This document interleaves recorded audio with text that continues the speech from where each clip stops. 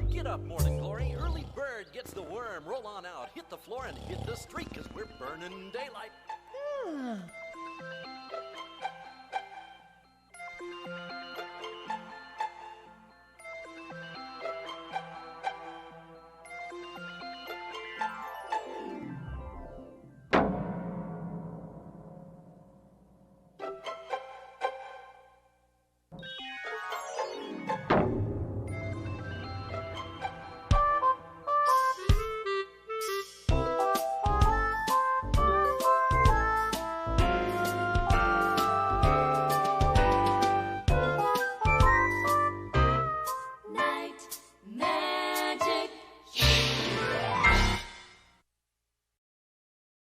And hello, everybody.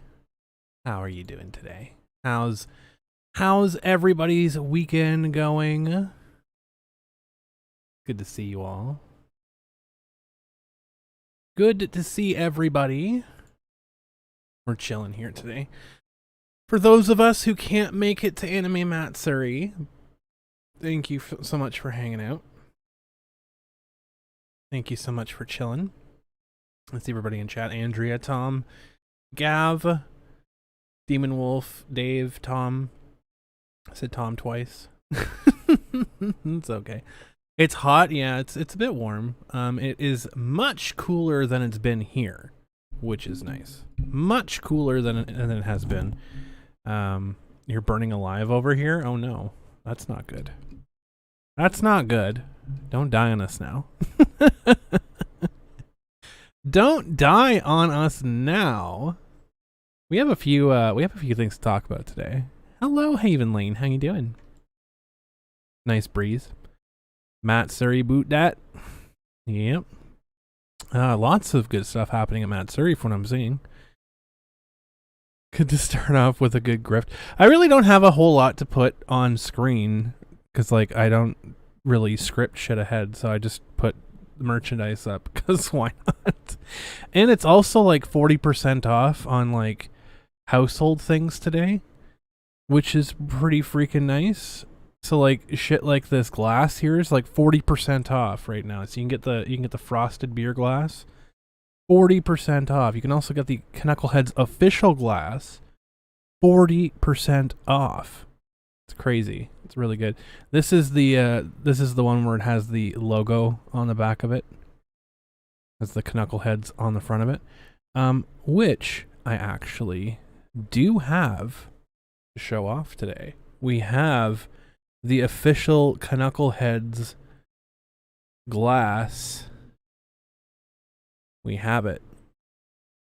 So just waiting to break that bad baby in.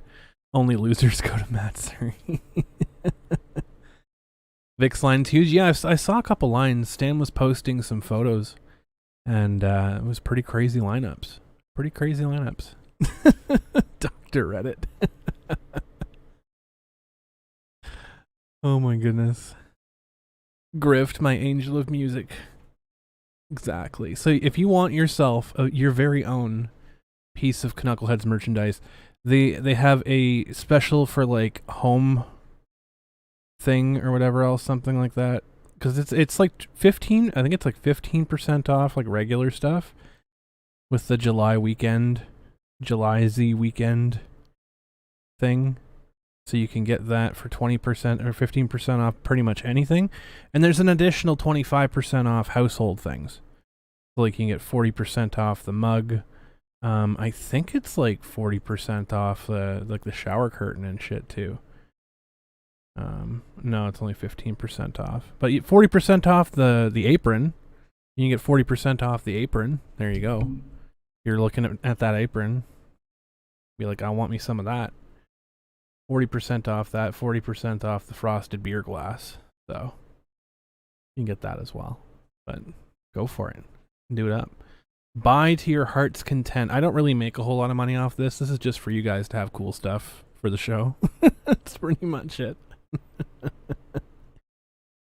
Phantom of the Opera. Exactly. Exactly. Get it inside your head. Exactly, Andrea. You got it. You got it. You'd wish you could go to Canada, but lockdown? Yeah. I wish I could go to the States. But Canada lockdown. It's brutal. It's not fun. It's not fun. I'll just leave that on the screen for now because it's pretty cool. That's pretty cool. But we're looking at going into stage 3 pretty soon here in Ontario. I know that we're kind of in the penalty box in the region that I'm in. we were kind of in the penalty box, but because we're stuck in stage 1 while the rest of the province went to stage 2. But we're going into stage 2 like Monday or something like that, and we could be going into stage 3 as of Friday. So everything is loosening up now. We can travel, but right now, unless you have two, unless you've had 2 COVID jabs, when you come back to Canada, you have to stay in a hotel that costs like $3,000 for 3 days, and you have to quarantine for 2 weeks. So it's not feasible, unfortunately. But if you have 2 COVID shots, you can forego that entirely. So I'm getting my second COVID shot on the 11th, so tomorrow. So I couldn't make Matsuri this weekend, otherwise it would cost me like fucking $10,000. So I don't have that much money to drop on a convention, unfortunately. Just for the purposes of going. Canadian lockdown was being phased out slowly. We're getting there. It's just in Ontario.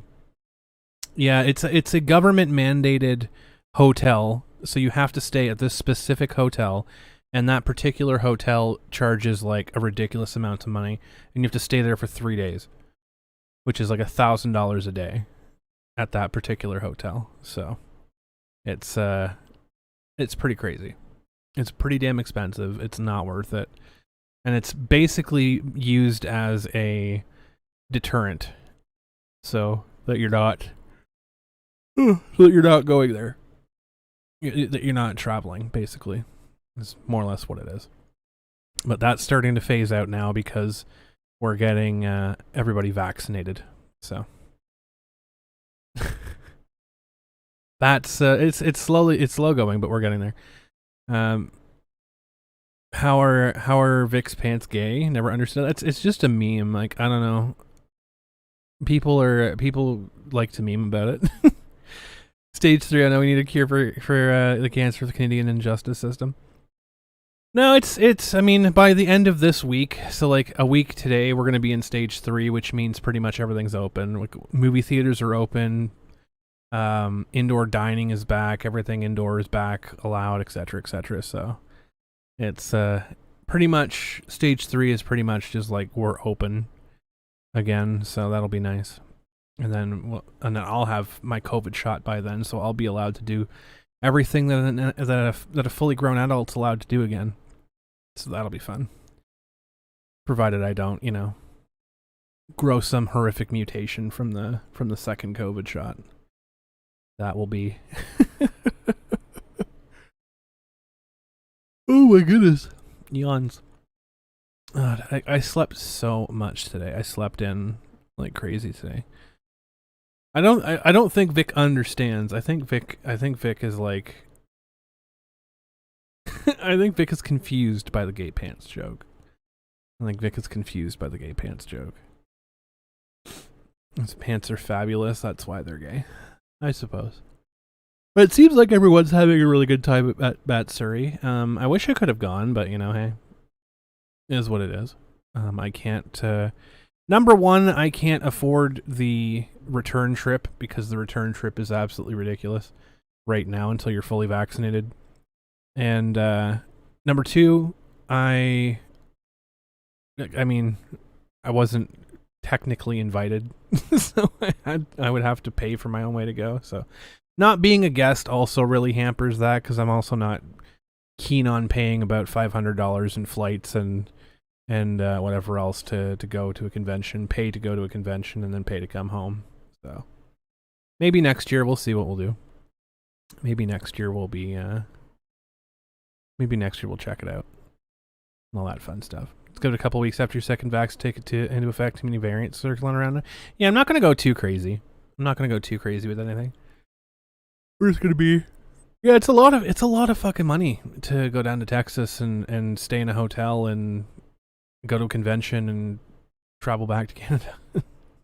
Because like I'd have to go to Toronto, which is $100, just to get from here to Toronto because I don't drive, so I'd have to take some sort of transportation to Toronto to get to the airport.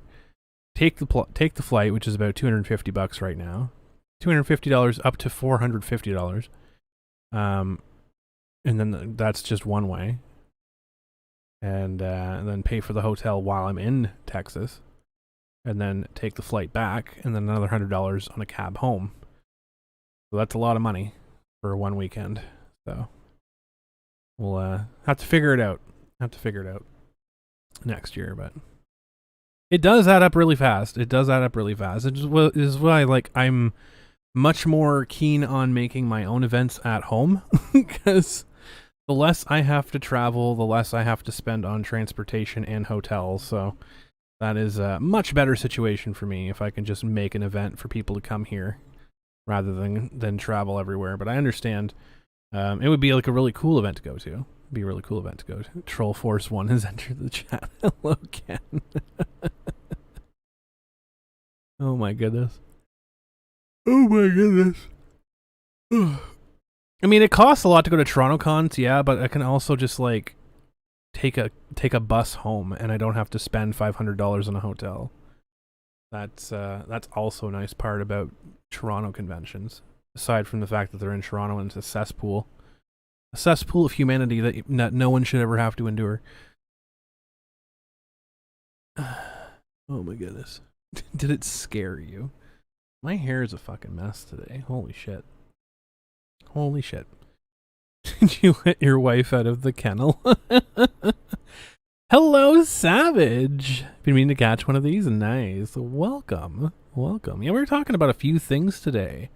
We're just kind of settling in at the moment.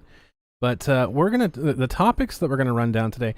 I have created life. I have breathed life. Hello, Z Tempest. How you doing? I have breathed life into a term, Stancel culture. We're gonna be defining Stancel culture. You've been curious how's it been going? Really good. We just had our anniversary show last week. Our big anniversary show. My hair always looks amazing. Well, thank you, LEZ. I appreciate that. Huge list of guests from last week's show, which was really, really great. And yeah, and now we're kicking off the new season. I guess you could call us a new season, season 3 of Canuckleheads. But we're going to be defining because there's a lot of people out there. There's a lot of people out there that are trying to say that cancel culture doesn't exist. That cancel culture is just consequence culture, right? And so I'm having understood both sides of the argument. I do want to have a definition out there. I do want to have some sort of a definition on the record that differentiates the extreme of cancel culture from consequence culture, right? Because I do believe that if you are stupid and you do fuck around, then you will find out. If you are an idiot about things, then yes, there are consequences for your actions. However, there is an extreme side of this as well. So I'm going to coin the phrase right now as Stancel culture. Stancel culture. Not Stan Dolan. That's the only good Stan on the planet, apparently. Speaking of Stan, there are people taking photos of him at AM. He has his own fan base. Absolutely, Stan's the man. Stan's awesome. He's a great dude. It's also weird that they justify non-existence by calling it something else. That's what I mean. It's like, so these individuals want to erase the term cancel culture. That's fine. I'll define a new term to talk about what we're going to talk about here. And I have defined it as Stancel culture. That is my definition of it. Let me just pull up what I have here. So 1 second here. I'm going to pull it up. So I have created life. I'm going to go onto this page. There we go. It is a part of Urban Dictionary now. It is defined on Urban Dictionary. It sounds like stencil tracing. Stancel culture. It's a mix of stalker fan, stan, and cancel. Stan Twitter's a whole thing, yeah. Stan has his own culture. Absolutely. So, the definition of stancel culture, now official on Urban Dictionary. Cancel culture is so broad. You've heard the multitude about of people using the term for a multitude of things. What's its core meaning? So this is what we need. This is what we need to define, right? Ken's casting culture. You're terrible, Ken. So basically, the original meaning of cancel culture, which has been perverted into a bunch of different things. The original meaning of cancel culture was when someone gets a false allegation or an what the hell? Like, that word was there a minute ago and now it's just gone. Unsubstantiated. There we go. Unsubstantiated rumor gets put out about somebody. So let's just say, like, Savage Maximus, for example. Savage likes carrots on pizza. Unsubstantiated rumor, right? Really, really terrible, damaging rumor that Savage really enjoys having shredded carrots on his pizza. So that gets out, and then all of a sudden everybody on the internet says, oh my god, Savage is an absolutely horrible person.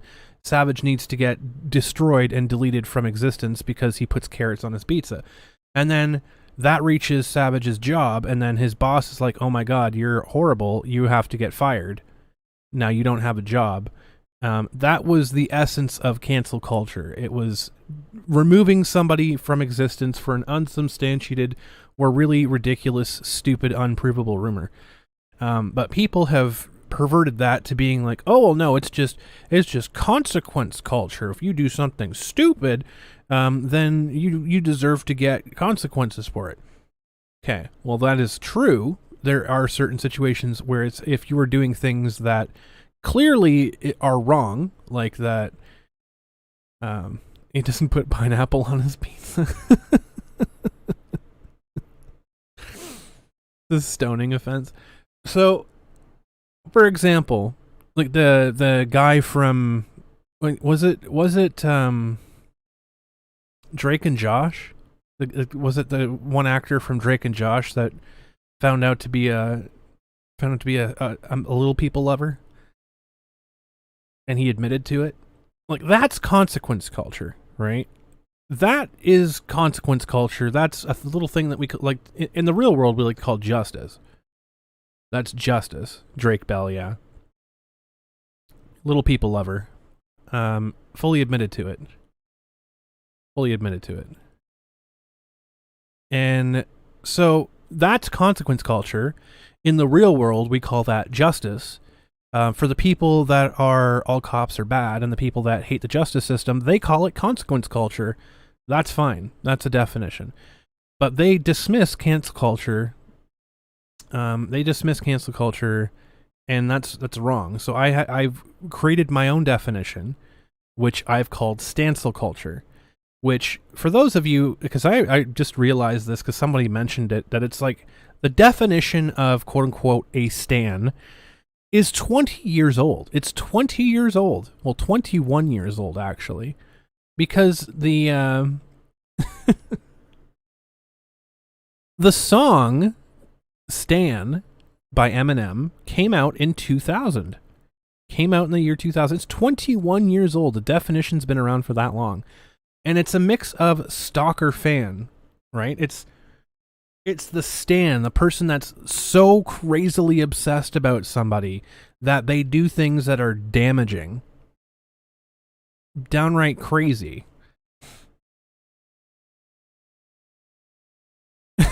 You're understanding now, and all I have to say is you gave me a new reason to hate people because cancel culture is stupid and now I despise it. Yeah, so it's really, really stupid. It's really, really dumb, but it's effective. We went over a few streams ago the how to destroy a man now, right? The handbook, the cancel culture handbook, the quote unquote pound me too handbook.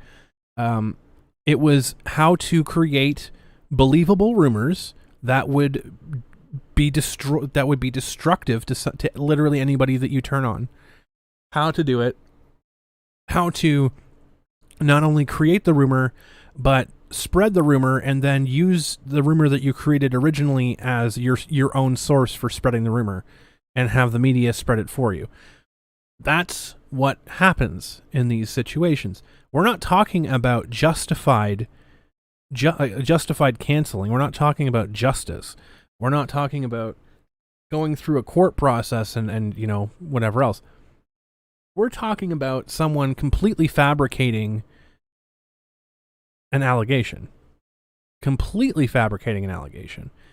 So I have defined Stancel culture, a mix of stalker/fan and cancel, used to describe the extreme side of canceling somebody, where normal cancel culture will usually amount to a few days of raucous internet hate. Stancel culture takes it as ad nauseum, not stopping until the target person carrying it out has been permanently ended. That is the goal of Stancel culture.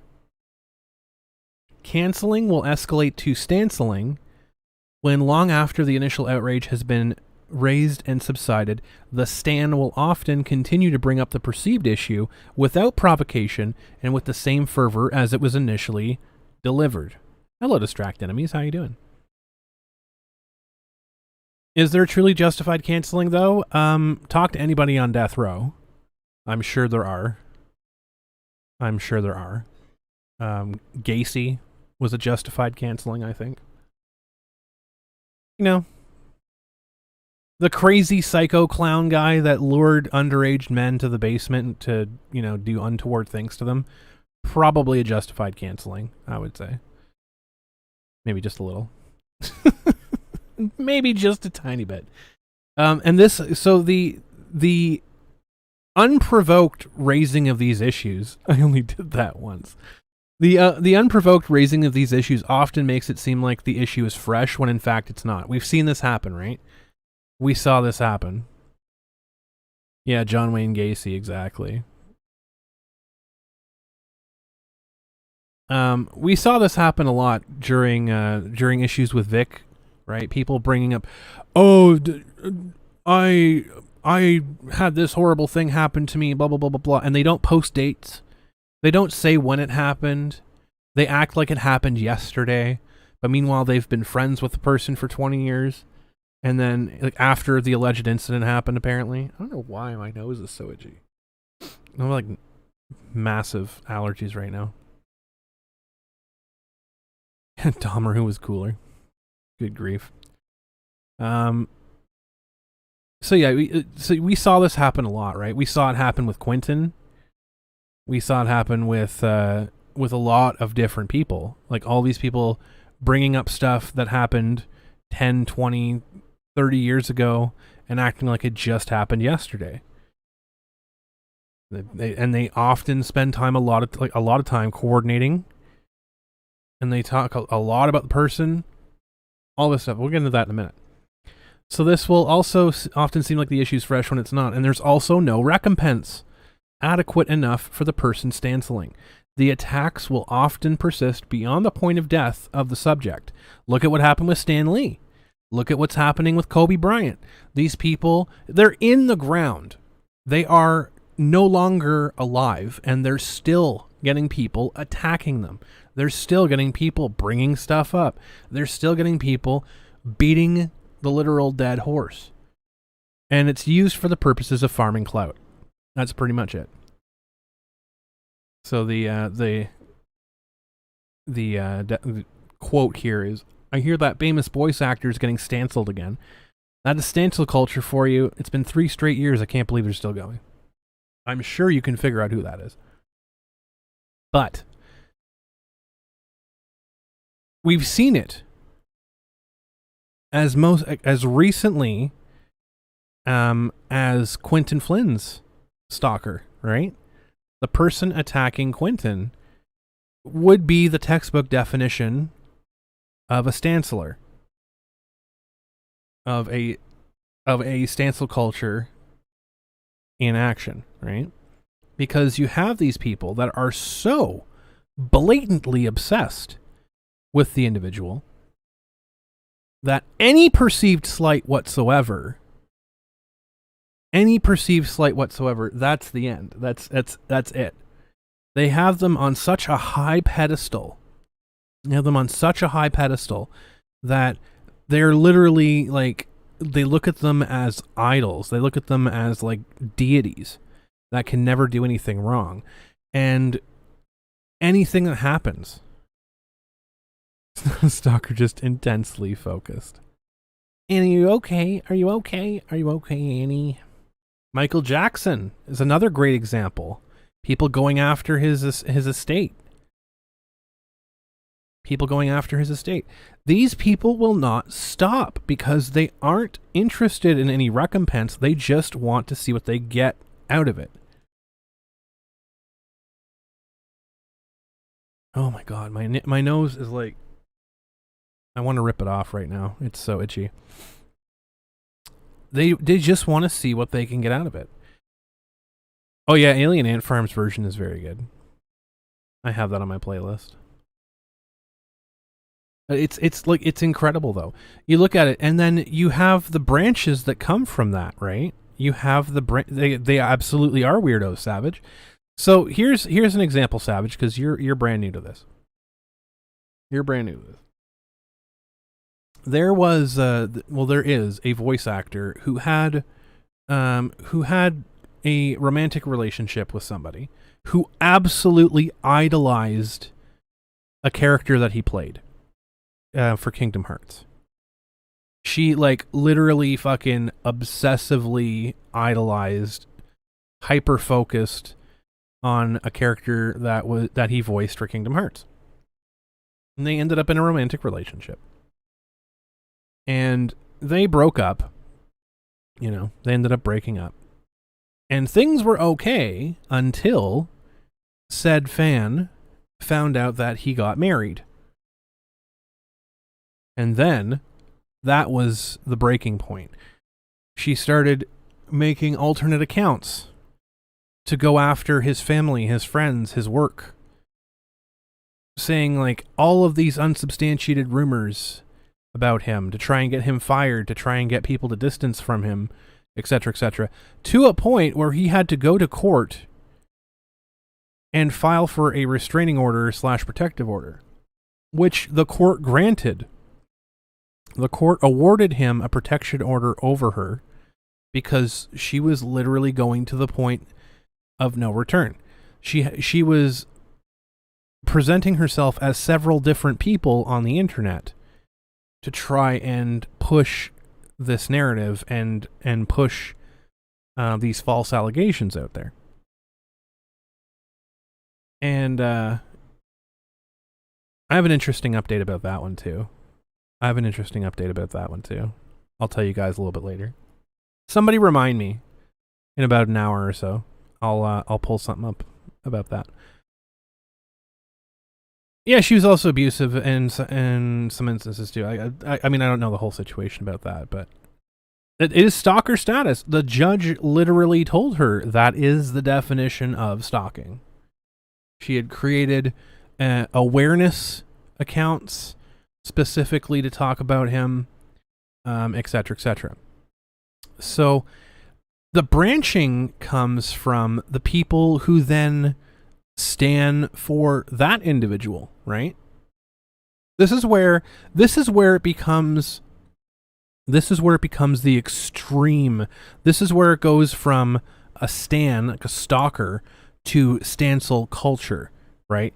Because now you not only have a person who is unhealthily obsessed with one individual, with one person, right? Now you have a group of people who are unhealthily obsessed with the person who is unhealthily obsessed with that individual. So you have a group of individuals who are for lack of a better word, just like lemmings or they're whatever else. They're like their attack mode for this person, because they have been slighted, right? Their queen has been slighted, showed them the way. So they go after whoever has upset that individual, and that's where we get to the point of Stancel culture, because now you're mixing unhealthy obsession with more amounts of unhealthy obsession. Exactly. There's the insane harassment of the Stancel person supporters. Exactly. You feel like you can relate. You had an online stalker like that before it went to extreme, before she was arrested, trying to break into your house multiple times. Damn. There you go, Savage. Damn. Now imagine if that person that was trying to break into your house had a following of people, had like 5 or 10 people that were as obsessed with her as she was about you, and they were obsessively protective over her. And so because she got arrested because she tried to break into your house, justifiably arrested, then those 5 to 10 people started attacking you and trying to get you fired and trying to get you destroyed and trying to get people to attack you because she did something bad to you and she fucked around and found out. Right? That's what Stancel culture is. That's where we're at right now. That's what we're looking at. Look at Vic, the Vic situation, right? Vic didn't do anything incorrect. They do multiply, Tom, because they all have one silver thread connecting them. But look at Vic's situation. Vic didn't do anything wrong. The person that called Vic out, that started this entire thing, mistakenly named Vic for somebody else's actions. They brought up something that legitimately happened, but it was somebody else that did it. It wasn't Vic, but they attributed it to Vic incorrectly. And then that kicked off a whole firestorm where then Monica jumped in and claimed that, oh, well, this terrible thing happened to me. Because, she's apparently tied into this somehow. And then all of the people that were standing and supporting Monica all of a sudden turned on Vic for no reason. They had no reason to do it. Exactly. The voice actor she was talking about originally was Alec Guardiola. That was the original voice actor they meant to talk about. Mars Girl was the one that hyped it up. But these people, they don't care about the recompense. They care about the clout they're going to farm from it. They care about what they're going to get out of it. And so when you look at what happened, these people that jumped onto Monica's side of things, they were standing for Monica. They don't care. They didn't care that Vic was doing all of this stuff or wasn't doing all of this stuff. They were just there to support Monica. And this is where the Stancel culture comes from. Because, Han Leia, she just disappeared into irrelevance. Because she's a nobody that, was just a springboard for a bunch of selfish voice actors to go after. Yeah, she still has a fan base. Of course. They always do. They have a stan base. That's what it is. They have a stan base. Yeah, Monica even dated Guardiola for a while. And she knew about it. This is the other dirty part about it, too. She knew about it. Of course she knew about it. And she knew the difference, too. But it didn't matter for her, because she was that was her big break. She was finally going to get rid of this. She finally had this whole thing thought out. Your stan base is French. It's very weird. But that's what the difference is between stanceling and consequence. Stanceling somebody there is no backup for it. You're just making shit up as you go along. Monica has a super stan on her Twitter. Of course, they all do. They all do. Exactly. The ancillary fam are being responsible for catching the bad famous guys. Exactly. You're enjoying this? It's refreshing to hear from another intellectual. Absolutely, Savage. I'm happy to be here. Even through my itchy fucking nose. My nose is so fucking itchy right now. Must be pollen. Must be really bad pollen day outside. Yeah, and then the double standards. The double standards out there. This is what I'm saying. It's so funny. Right? When you look at this stuff, when you look at these things, because the person who is either employed or the person who has a business relationship with a company, they get afforded absolutely no. We got one dislike from Quentin Stalker. I'm sure we did, Gav. They get afforded no anything in this whatsoever. You get taken for a fucking ride this entire time. It's like with me and Teespring, right? Which if you're watching Teespring, that's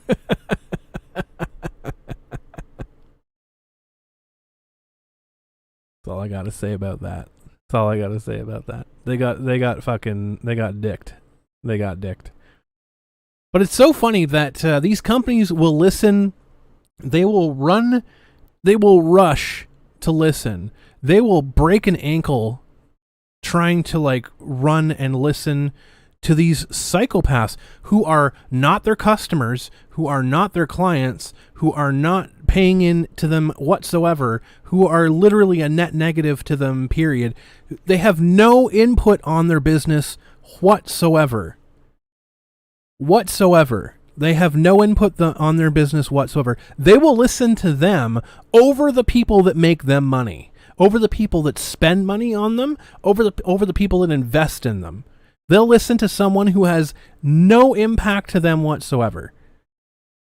But if I reach out to them, right? If I'm being if I'm having an infraction thrust upon me, I reach out to them and say, "Hey, what's going on?" Dead silence. They have nothing to say to me. They don't want to talk to me, but they'll talk to people who don't spend money on them, who cost them money. They'll talk to the people that literally don't do anything for them whatsoever. They'll talk to an imaginary person on the wall, but they won't talk to the person that's bringing money into their business. They won't give an answer to them, period. Which is fine. Because I got my fucking money back. So, that's all I care about. That's all I care about. But that's the thing. It's you can create anything at all. And that's why I'm a huge proponent for just doing your own thing. Make your own business, carve your own path. Do your own shit. Because these companies don't fucking care, and they don't deserve your business either. Teespring does not deserve your business. Teespring will happily sell Camp Auschwitz t-shirts. They'll happily sell pedo merchandise. They'll happily make money on that until someone notices that they're doing it. And then they act like, "Oh, we didn't know." You knew the entire time. But you're making money off of it, so you don't care. But you'll also make up rules as you go along to appease people who literally don't even peruse your website.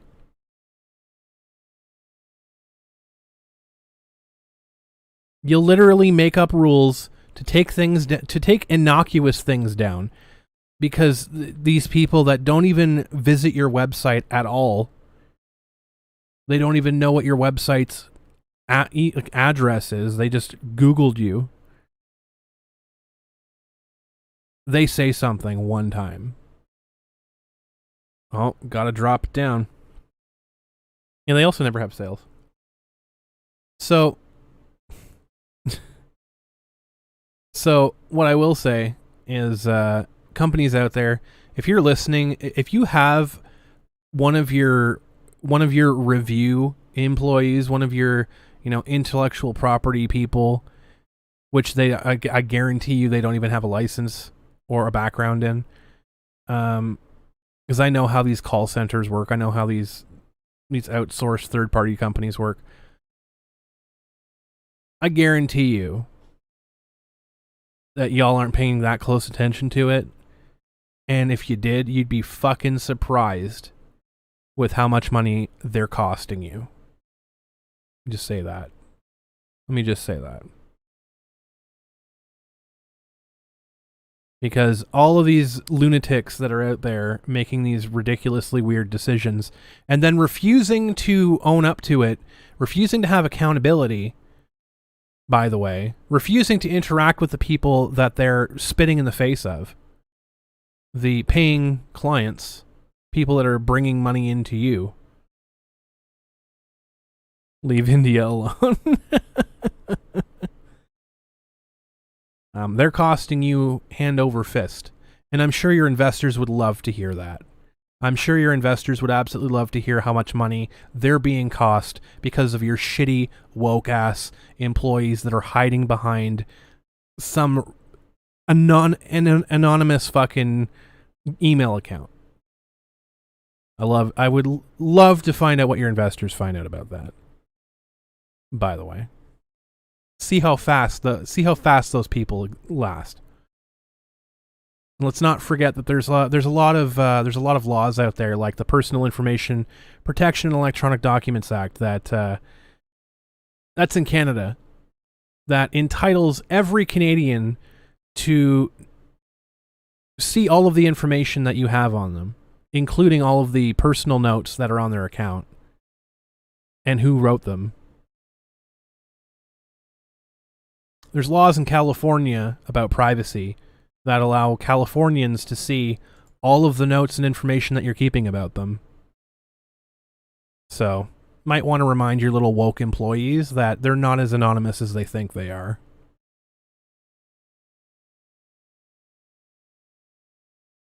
Let's just say that. Canada's been based. It's a banking practice, and it's a universal practice for anyone that collects personal information. Absolutely. Next thing you know, Mullah Ram's going to show up ripping people's hearts out again in India. Maybe we need that. You're waiting for a day when enough people just stop supporting these idiots. It's getting there. We'll get there eventually. It's starting in Hollywood. It's starting in different businesses. It's starting in comics. Like you're noticing like all of these woke lunatics just all of a sudden not getting calls back. Take everything back about what you said about Canada. So, let's just say that. They're not as anonymous as they think they are. Because there's always a way to trace it. And I can guarantee you, your little woke employees out there that think that you're getting away with things because you're hiding behind anonymity, everything you do is recorded. Even if you don't think it is, everything you do on your company computer is recorded and you will be fired.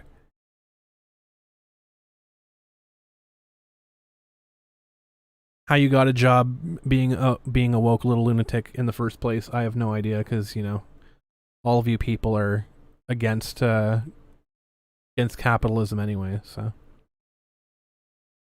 there you go.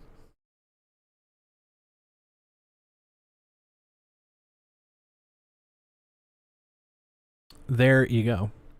We're talking a little bit about Stancel culture today, about people taking the kind of job by getting on their knees.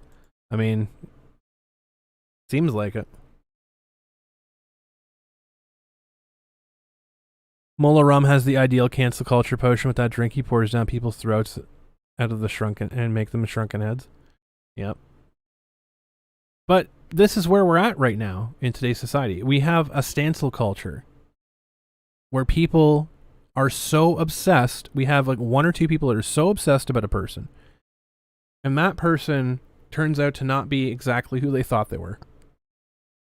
And that's not a slight on the person.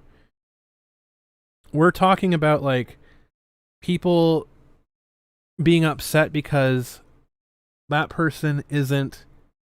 Put like some fucking cream on my fucking nose. Maybe that'll stop it from itching.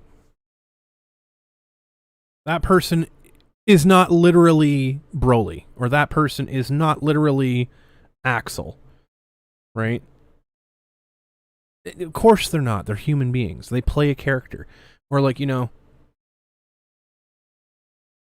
Bruce Willis is not exactly one of his characters. He's not exactly the dude from his fucking movies, right? They have an idealized view of that person, and they don't live up to that standard. And then their world, their reality that they've built around crumbles down, gets shattered over a perceived slight, which is likely not even a slight at all.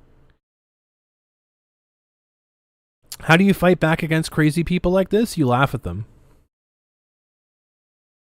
You laugh at them. You don't take them seriously. You can't take this shit seriously.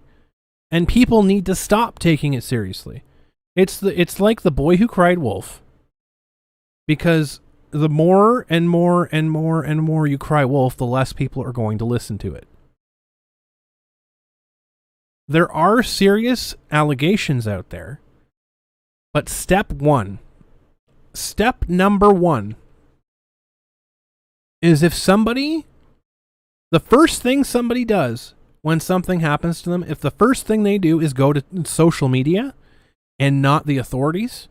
I say authorities because some people don't like going to police, and that's fine. When I say authorities, I mean go to either police, go to a doctor, go to a lawyer, go to a counselor, go to a pastor, go to literally anybody who has an authoritative position, period, anywhere. Go to a teacher. Go to a principal. Go to a doctor. If the first person or thing somebody goes to is social media, immediately disregard that. Immediately disregard whatever comes out of their fucking mouth. Period.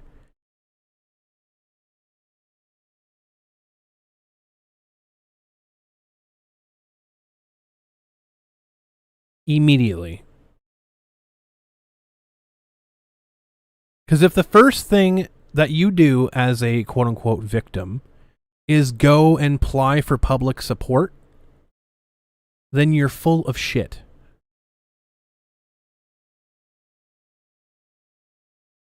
Because if you have to dress up the facts to pass them off as truth, then all of a sudden the facts are not factual anymore. You can't put a spit shine on facts and present them because that is not a fact anymore. That's an altered fact. Real perpetrators hide among these fools and they try to protect them, hide them and accuse everyone else. Exactly, James Andrew Morrison. 100%. You see it all the time. Look at DC Douglas. I don't know much about the DC Douglas allegations. Outside of they seem to have some sort of credibility. I don't know. But DC Douglas was one of the people that actively threw Vic under the bus and actively attacked and went after Vic and people who supported him and defended him. And a little over a year later, it turned out that DC Douglas had his own skeletons. So you made your own bed. You'll argue it's possible opening up on social media can make them feel more comfortable and not necessarily undermine the allegations. I would have argued that a while ago, Ken. I'm at the point now where I don't believe anything people post on social media. It's an unfortunate thing because it could have been a tool, much like Me Too could have been a tool for positive, but it has been bastardized so much. It has been tainted so much, so far to the point where it might be that 5 or 10% of the stuff that's posted on social media is correct. 99% of it now is not. Hey Milo, how you doing? It's an unfortunate thing because there have been so many people that have lied on it so many times, it's not reliable anymore.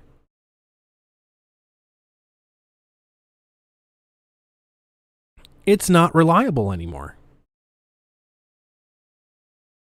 I think we need to stop rewarding people for going online, going on forums, going on social media, and getting instant gratification for making shit up. I think if you're going to post something on social media, have a physical backup of it. Show that you've done something, anything at all.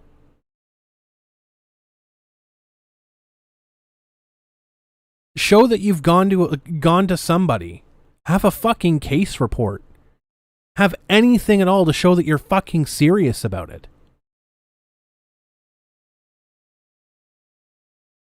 Takes trust to open up about abuse allegations. Mom, dad, teachers, police don't always have that trust for people to share sensitive stuff with. Social media should not have that trust.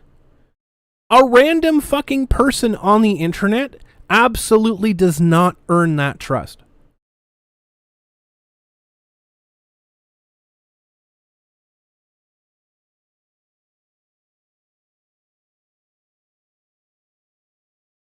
In my opinion. Like, there has to be a line that we draw. Exactly. Keep your emails. Keep your receipts. Keep everything. Keep archives. Archive your DMs with people. Keep it all. Keep it all. If you're telling me, like, and I understand where you're coming from, Ken, but if someone comes to me and says, I can't trust literally anybody in my physical life, but I do trust this person that I've talked to for 3 months halfway across the world that's presenting themselves as this individual, but I've never actually met them. There's a level of social disconnect that makes people online trust easier. Yes, and that's dangerous. Because there is no verification that that person is telling you the truth. There's no way to tell physically beyond, like, even with me being on a camera right now with you. Fucking nose. I could just be making up that my nose is itchy. I'm not. It's really fucking itchy, but you guys don't know that. I could turn the camera off and then go about my day and not have an itchy nose at all, right? But this is the thing. There's no way to prove beyond being around a person for more than an hour or two that they're telling the truth to you. There's things called like the body language, right? There's the non-verbal communication points that you can determine if someone's telling the truth or lying.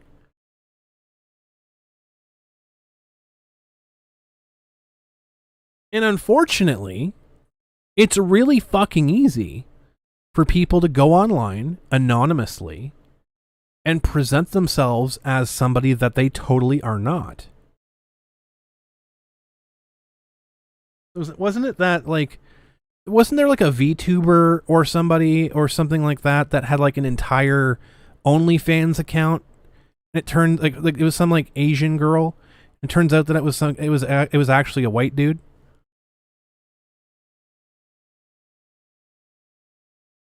That body language died when COVID took over the world. Makes it real easy. Oh my god. I don't know what the hell is out there for allergies right now, but it is killing me right now. Question I have, family that come from the old school thinking of it, if many people say similar things, then it happens. How do you approach that? And how do you have people post online, no video? I'll touch on Ken's comment in a second here. Receipts, facts, proof, evidence. There is a famous line from CSI. Facts don't lie, people do. You present facts. You present evidence to show those facts. And facts are irrefutable. It doesn't matter if 1,000 people call an image of an apple a banana. That doesn't make it right. Doesn't matter if 1,000 people are wrong about something.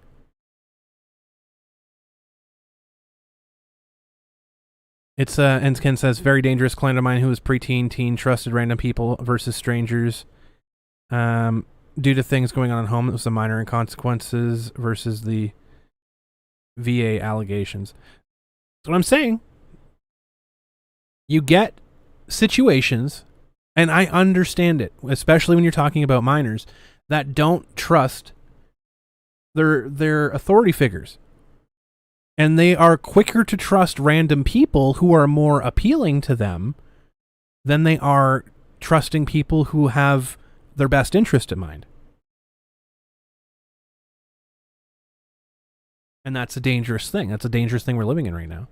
Do you think the next form of cancel culture will be deep fakes? Absolutely. We've already seen it happen. We've already seen it happen, and we've already seen measures taken to cut that back immediately.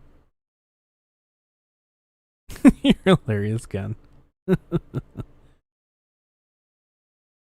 Hello, Ragnarok Knight. How you doing?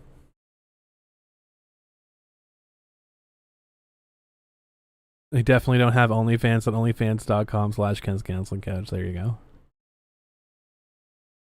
I do think that deepfake is the next form that you're gonna see, because there was that one thing that I think that Peel did, or Key, one of them. I don't remember which one was which, but one of them he did his Obama voice, and they deepfaked an Obama speech, and it was, you couldn't tell the fucking difference. You could not tell the difference.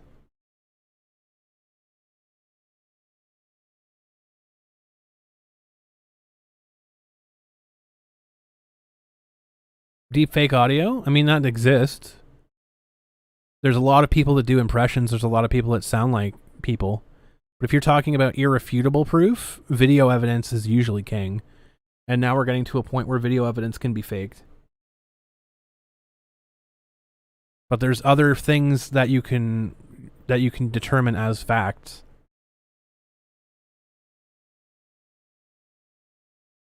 Yeah, the Obama deepfake was crazy. Stephen Hawking sex tape, exactly. But we saw it, right? We saw it with the George Floyd murder, right? We have to say that for YouTube, by the way. That entire case was built on manipulating video evidence. And the defense was arguing that the camera angles did not show correctly what was going on, that his knee was not on the neck, that the knee was on the back. Court determined otherwise. The jury determined what it determined. But camera angles, what people decide to show, those are all very important things. Because you could show a video of a full-ass grown man beating the living shit out of a child, right? You can show that, but don't show the pre-roll of the video where the child was literally like on top of that dude's daughter. Don't show context. But yeah, you can fake all sorts of stuff now. You can fake all sorts of things now. And that was the thing even before the internet existed. But people didn't necessarily think to do that. You could splice video before. You could splice video before.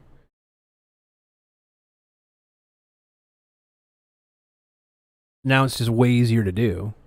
And now people have motivations to do it.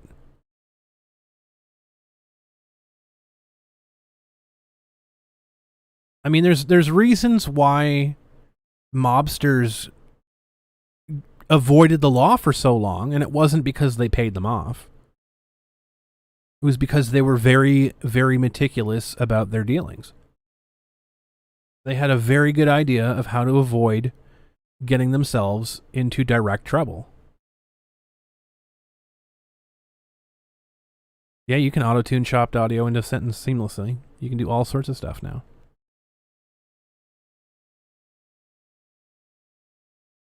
Exactly, distract enemies. Which is why facts are important. And we have to look at ways to determine facts now. Which is not just one silver bullet of evidence anymore. Look at some of the higher profile things in games done quick, right? Or speedrunning and shit like that. When people submit their speedrun times for world records, there's things like that people notice, like there's a frame of an animation that's not supposed to happen, and they determine that the video was spliced off of that one frame of information. That moved like 1 pixel off from where it was supposed to be at that point. And they determined that was a fucking splice because of that. Like, there's ways to figure it out. It's not easy. But for Stancel culture and for people stanceling people, you're gonna go out, watch it later, no problem, Demon Roll. But for stancelers out there, it's not about the long term, right? It's about the immediate damage they can cause. They don't care. They don't care that in 4 or 5 years a Vic Mignogna could get his justice and could have a court rule in his favor. They don't care about that.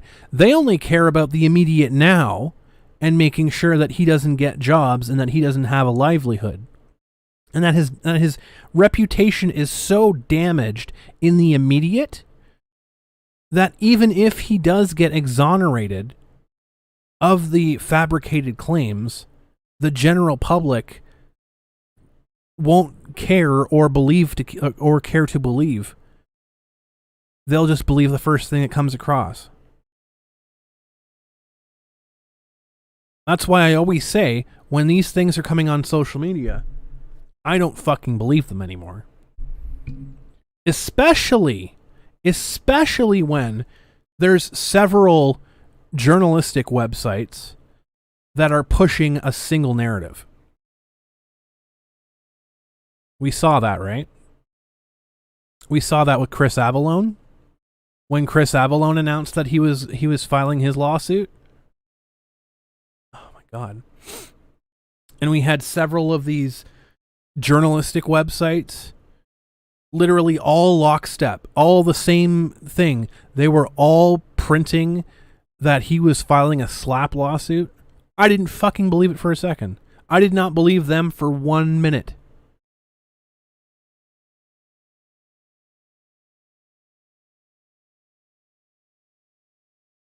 Not 1 minute. When someone tells me how I should feel on something, I don't believe them.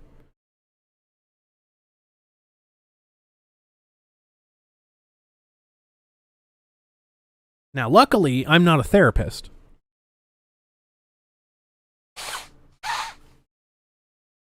Jesus Christ. Because I am very jaded. I am very jaded in this, but like I said like I said last stream, that individual that was coming at me the entire week, he could literally tell me that the sky is blue and that the sun rises in the morning, and I would not believe him, because 99% of things that come out of his mouth is a lie.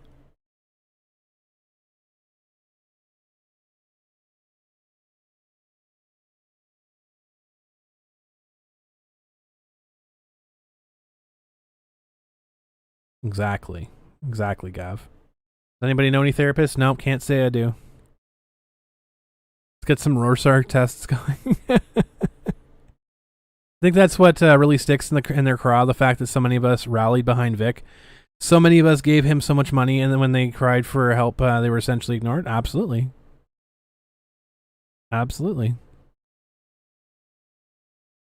You see people like Mars Girl literally e-begging to pay her rent, and no one is rushing to help her.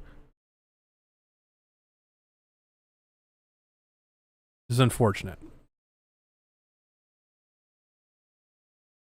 because people see through that shit altogether. The 99% that comes out of his mouth is a lie. I hate to see what the 99% that comes out of his ass.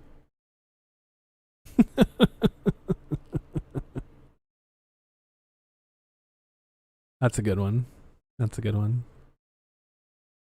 So, like I said, when it comes out on social media exclusively and it gets whipped around these websites like Verge,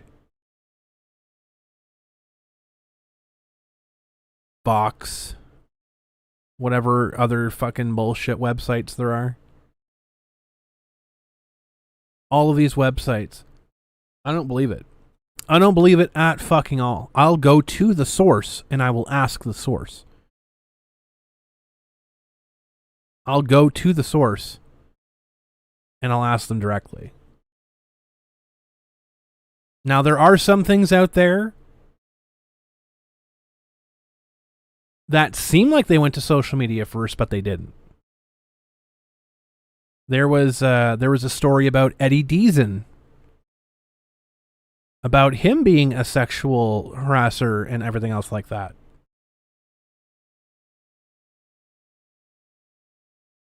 So, initially, the story that I heard about Eddie Deason, if you haven't heard this, y'all should probably find. I'm going to pull it up right now, actually. I'm going to pull it up right now.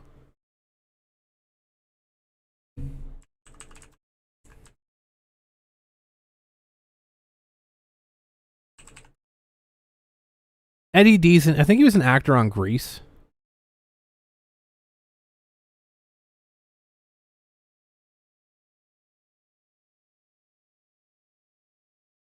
I think that's his major claim to fame.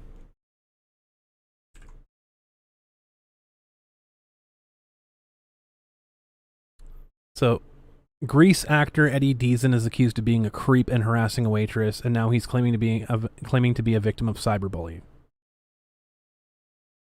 So, when I first heard this story, I heard the social media blowback about this first, and it seemed like this waitress just went on Facebook and just said a bunch of shit about this guy.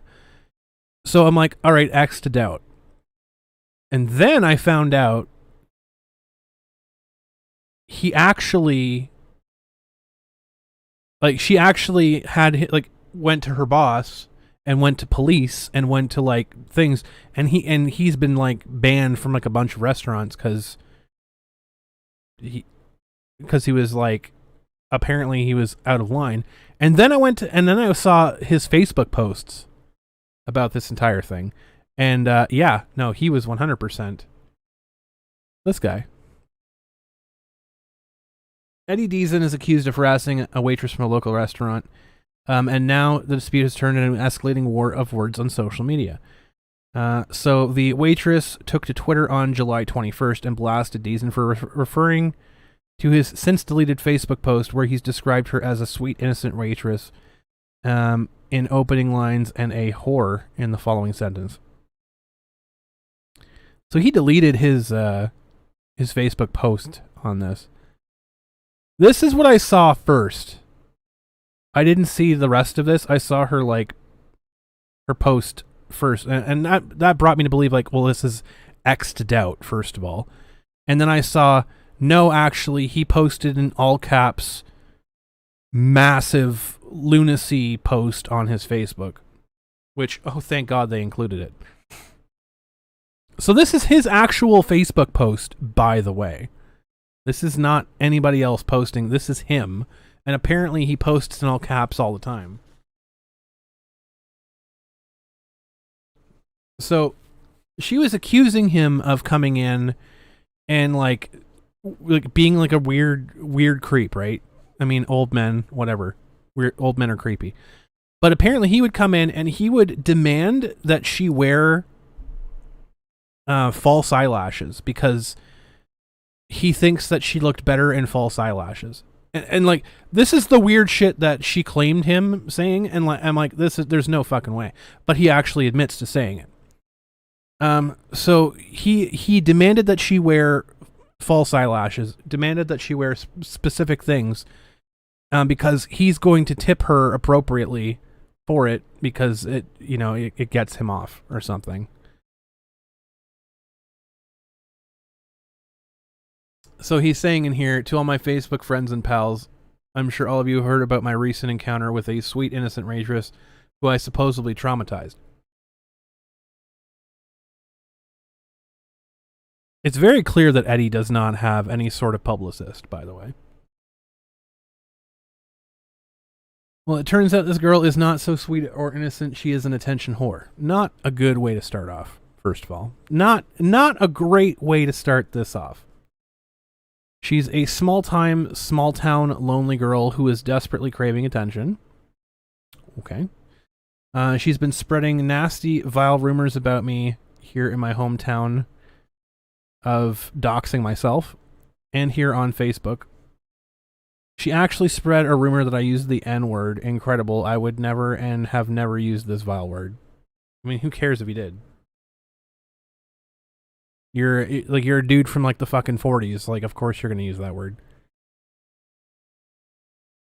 That means you're an old white guy. Of course you're going to use that word. She and her friends, her cronies, have sent me vile PMs. I've been called a child lover, a psycho nut job, and much worse by her cronies. Again, these are not really things that you should be opening with, in my opinion. But hey, shoot your shot. Now this is a waitress's initials. This is where it gets weird. Now this waitress's initials are KL. Her middle name, 2 initials, should probably have begin with a K2. KKK. Perfect fit for her. However, if this harassment continues, I will reveal her full name. What's the N-word? I have no idea. He doesn't say. There are people harassing me, trying to intimidate me like bullies. Bullies are always cowards. Yes, if the shoe fits. I did try again to go to this girl's restaurant yesterday and honestly apologize. I was told, not there. I was 100% wrong in my actions with her. So his first entire rant here was how he didn't do anything wrong. And then he says, I was 100% wrong in my actions. Again, not good to do, by the way. I required this girl to wear false eyelashes. I made her feel objectified, cheap, and not human. I deeply regret my actions. They were thoughtless and immature. So, he immediately admits to doing everything that she had called him out for doing.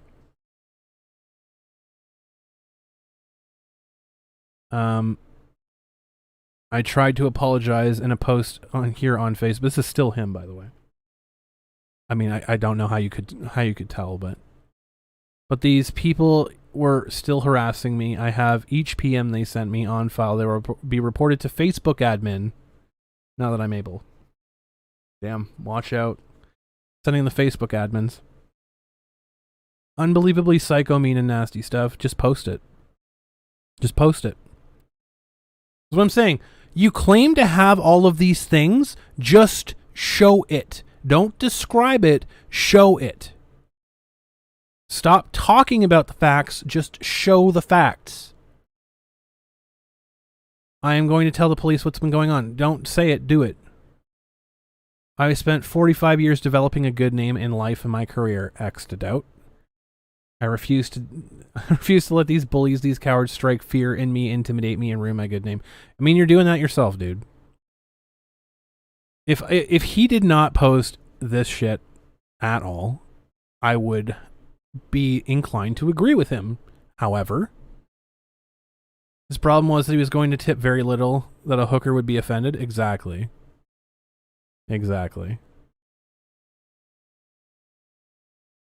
So I defy these people to locate any true or actual person, woman, child, anyone that I have harassed. You literally just admitted to doing it. With proof, of course. But you're not posting any proof yourself. If these threats, accusations, lies continue, I will contact a lawyer. Why haven't you already? Why haven't you already? Like, this is the poster of what not to do when you're accused of something. They want their 15 minutes of fame. I am in movies. I am fairly well-known person, not a celebrity as such, but a pretty well-known guy. I mean, you are literally a celebrity because you are literally in a movie that is a major motion picture. This is their chance to cash in to get some recognition on their lives. Well, no one is out there being like, I need to sue Eddie Deason. Nobody, by the way, is out there doing that. It's my truth. I don't have to prove anything to you. Are we sure this isn't Biden talking? Come on, man. My truth, i.e. shit I made up. Exactly. I'm calling the police. If this continues, I am going to call the police. I am signed to do 2 signings shows in August. Dude, why are you giving them targets? Why are you giving them targets to contact? This is exactly what you don't do. The Maryland one, I am now scared to attend. Why? They're just going to cancel you anyways, because now you've completely fucking torpedoed yourself. I am contacting the events to promoters today to tell them about these people. Now, every word I wrote here is 100% true.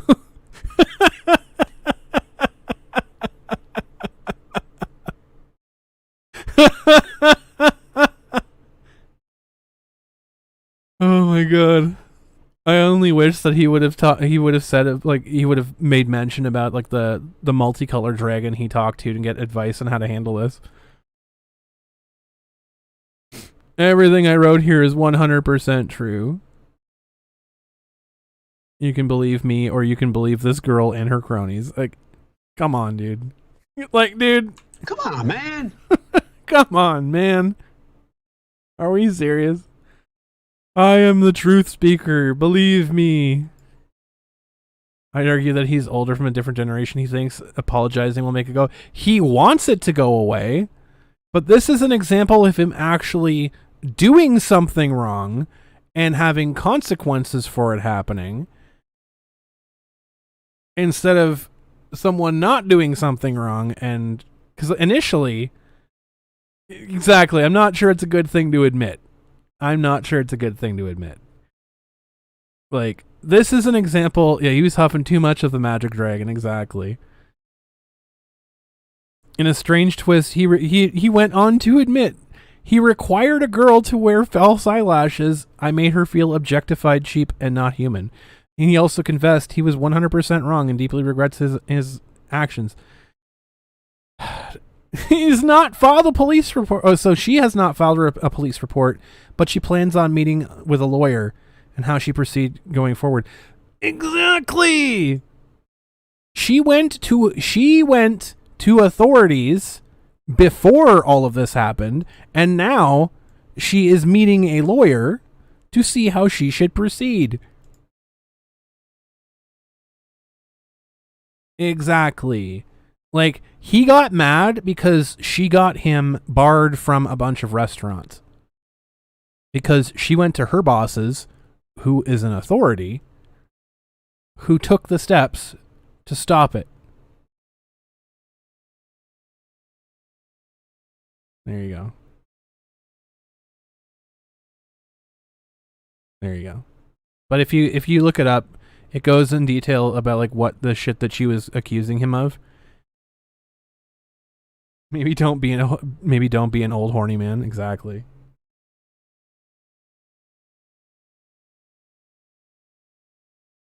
Like there's a bunch of things out there about like what she was accusing him of and shit like that and whatever else. And yeah, I mean it's weird shit. It's weird shit. Like he would request that only she's allowed to serve him, that she had to wear false eyelashes, and he thought he was entitled to this because he would always graciously tip her. And that, you know, she would always wear specific outfits for him only.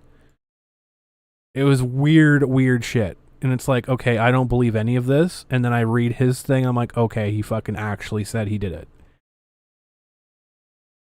There's therapeutic benefits from getting an apology from an abuser to a victim, but not when the both victim and abuser are engaged disingenuously. It's fucking pathetic. I agree.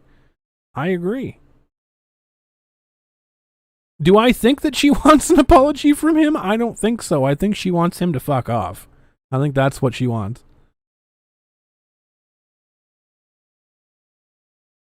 I think that's what she wants. Tell me more. Did she put up a fight?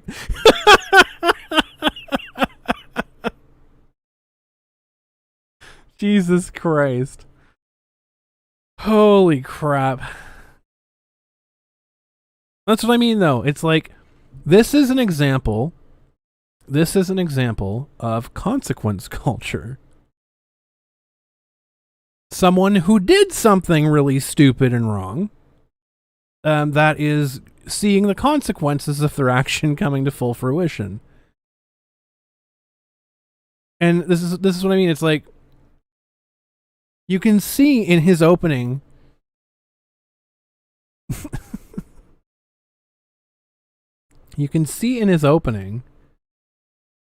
he's pretty damn disingenuous with his, you know, apology here. She's a small town, lonely girl. Oof.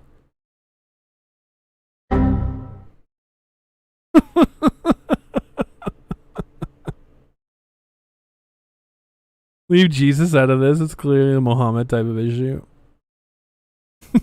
Chills, they're multiplying. Good Lord. But like 100%, like this dude was obviously in the wrong.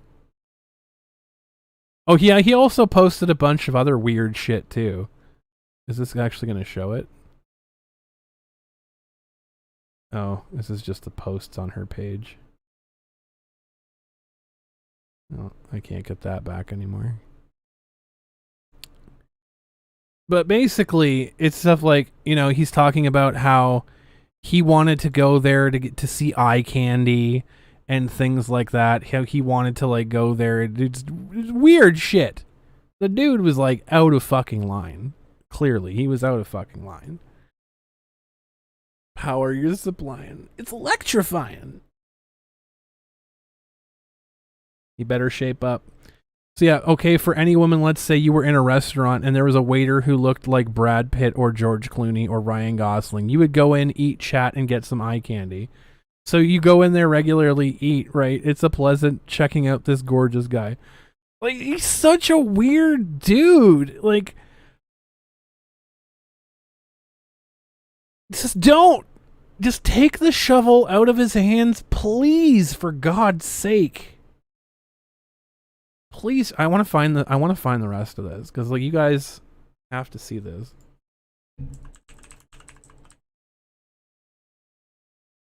Cannot leave behind victims or witnesses.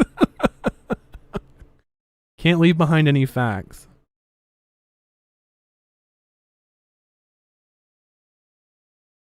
I want to see his like weird posts. That woo woo woo.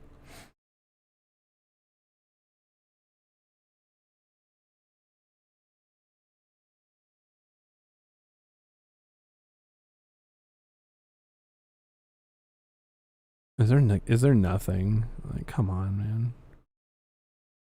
Come on, man. Oh, Grease actor is dropped by his manager for being immoral and sexist. Oof. Well, you know, that's a thing that happens. Let's read through this one.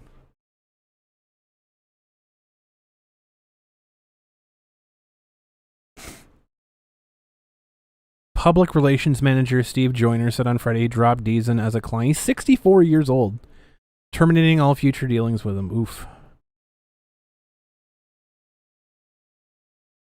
Good Lord. Oh yeah, there's a pinnacle of masculinity right there.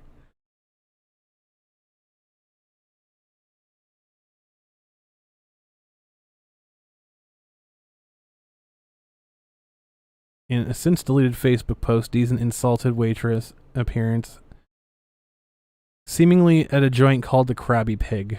Interesting.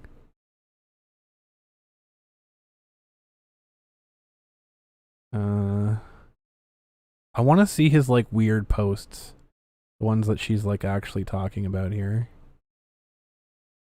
I don't think they.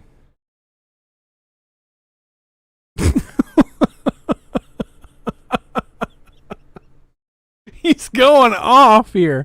He's going off here. You once performed Summer Nights to the President of Ireland. It was so awkward, and the Tell Me More bit came up. You tried so hard not to laugh. Can't drop him like that. He could break his hip. He's 11 years older than you, and he looks like 10 years younger. Damn, that Botox shit is good. I don't know about that. I think he looked like his Mountain Man picture here. I think he looks his age. He looks like he wants to sell you some candy right here. I think he looks like he wants to sell you some candy. So let's read this. Oh God, here we go. So this was from his Facebook post.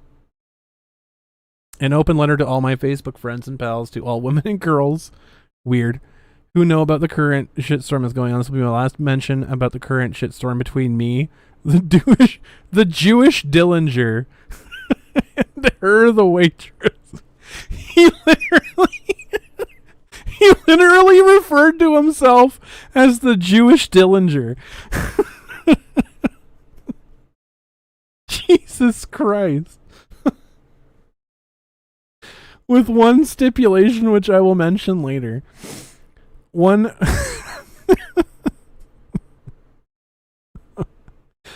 really important thing that's been omitted and neglected in all my posts about me and some other people. Oh, here we go. This is going to be good.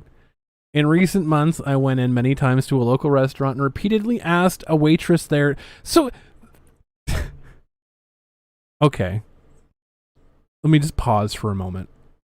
When you are claiming that you are innocent of anything that this person has been accusing you of, and you pull an OJ if I did it, but actually admit that you did do it even before anything came out, that's not a good thing to do. Don't follow that, please. For God's sake. In recent months, I went in many times to a local restaurant and repeatedly asked a waitress there to put on fake eyelashes. Told her I did not want to eat there unless she wore fake eyelashes. The waitress was 21 years old.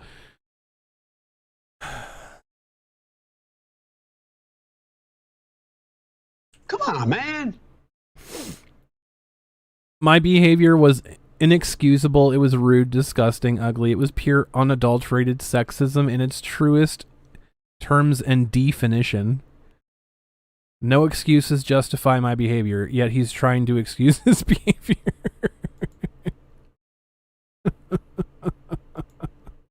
Hello, Dr. Reddit. Hope you saved up some money to be working at the Krabby Pig as a waiter. If the lashes don't fit, you must acquit. Jesus Christ. It could have been worse if she was under 18. At least she's an adult. It was cruel and completely thoughtless. Was it worse to do this to a 21-year-old than, say, a 30-year-old or a 40-year-old woman? Yes, it was. Why? I mean, he's kind of burying himself with a golden with a golden fucking shovel here. Because a 21-year-old, any 21-year-old woman or man hasn't really been around the block yet. Dude.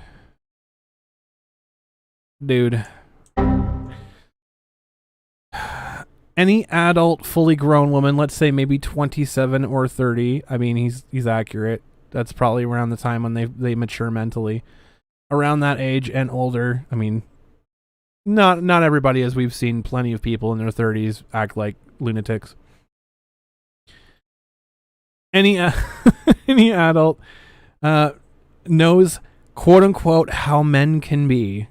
Oh my God. Maybe he hired Kevin Spacey to write his apology.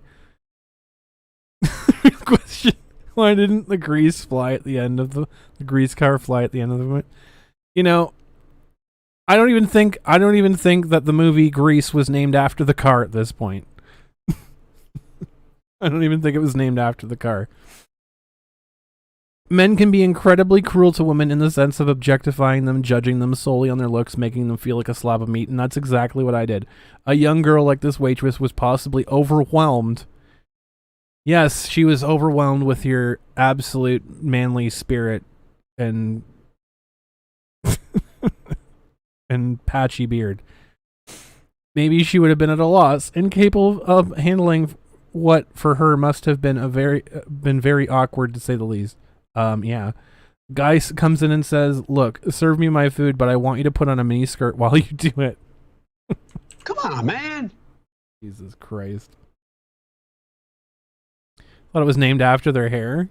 I mean, it's named after something. I can see this being a bit scary, overwhelming to a young woman of 21. You can't say anything to the guy yourself, maybe. So you get the manager. The manager hears what's going on and approaches the rude guy. "Sir, this is your waitress. She's here for one purpose, to serve your food. If you ask her to do anything else, especially something obnoxious, like put on an outfit or put on fake eyelashes." So he's quoting the manager here, which I'm assuming this is something the manager said to him. "Put on fake eyelashes or anything of the sort, you can get the fuck out of my restaurant. You are not welcome here." The guy trembling, "Yes, sir."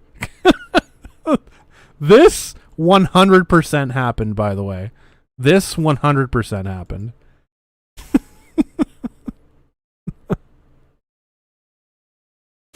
Now, in the case of an older woman, perhaps a really tough, seasoned woman.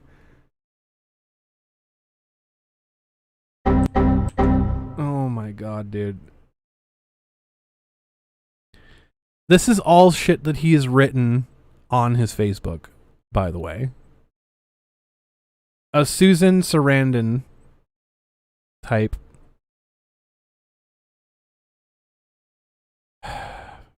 She's taking a guy's order and asks her to serve her his food in a miniskirt or something, some such thing. "Do this or you can't serve me." The Susan Sarandon type, grabbing his shirt collar, pulling him up to his face. "Listen, you little jerk off. I'm your waitress, see? I am here to take your order and bring you your food. That's all I'm required to do. And if you ever speak to me like that again, I'm going to tear you a new one." That's his fantasy. That's his Dillinger fantasy right there.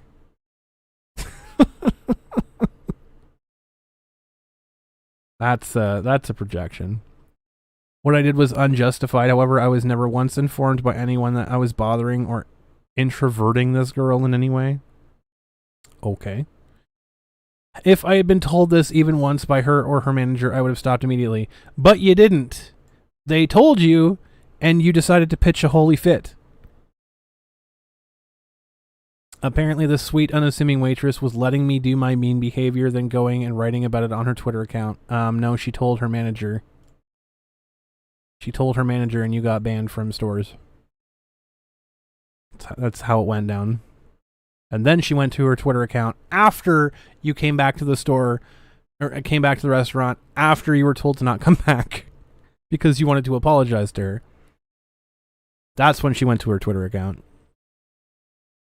After she had already spoken to her authorities, after they'd already taken action against you, and after you already came back after you were told not to. Her Twitter account had 3 followers. Okay. Hey everybody, the guy from Greece, he asked me to put on fake eyelashes. I'm creeped out, but I managed to gather my composure together and make a post about it on Twitter. This is really creepy, but hilarious. I really want it to end, right? But not enough to tell the guy I want it to end. Hilarious. This is how you cancel someone. And this creepy, nobody becomes somebody. And this creepy idiot nerd actually believed the person was his friend? Why would you ever think that a waitress is your friend, dude? Like, that's weird. Pretty incredibly stupid of the nerdy guy. Yes. I have no doubts nerds have been flirting and doing other obnoxious things to women since the beginning of time. That...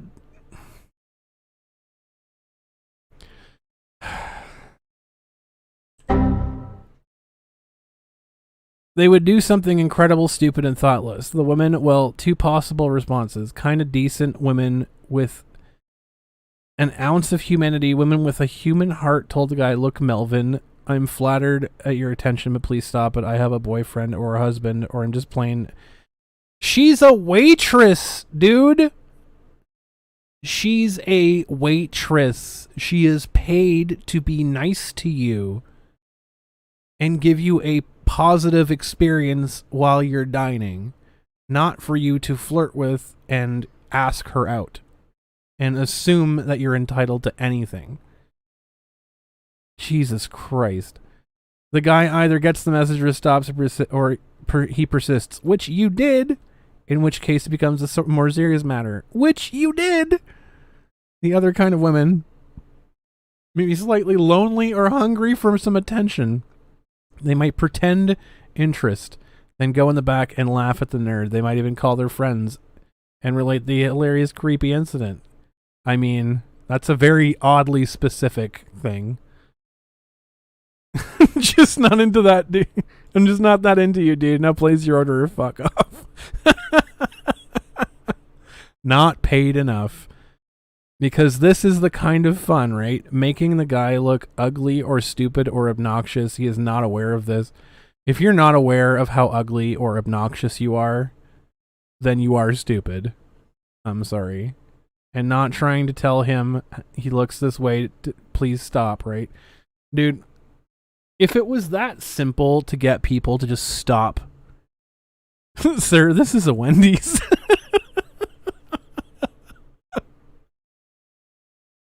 Jesus Christ. And people act like Vic, like Quentin, like Chris, like like Johnny Young Bosch, like they act like Todd Habercorn are like this. They're acting, these lunatic Stancel culture people are acting like normal people are like this shit right now. This shit on the screen right now. I'd like one Krabby Patty. Oh my god.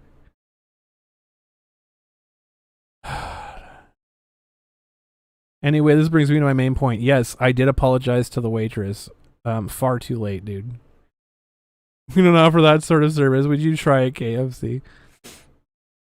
But I never apologize to every other woman in the entire world. I want to apologize to... Oh, here we go.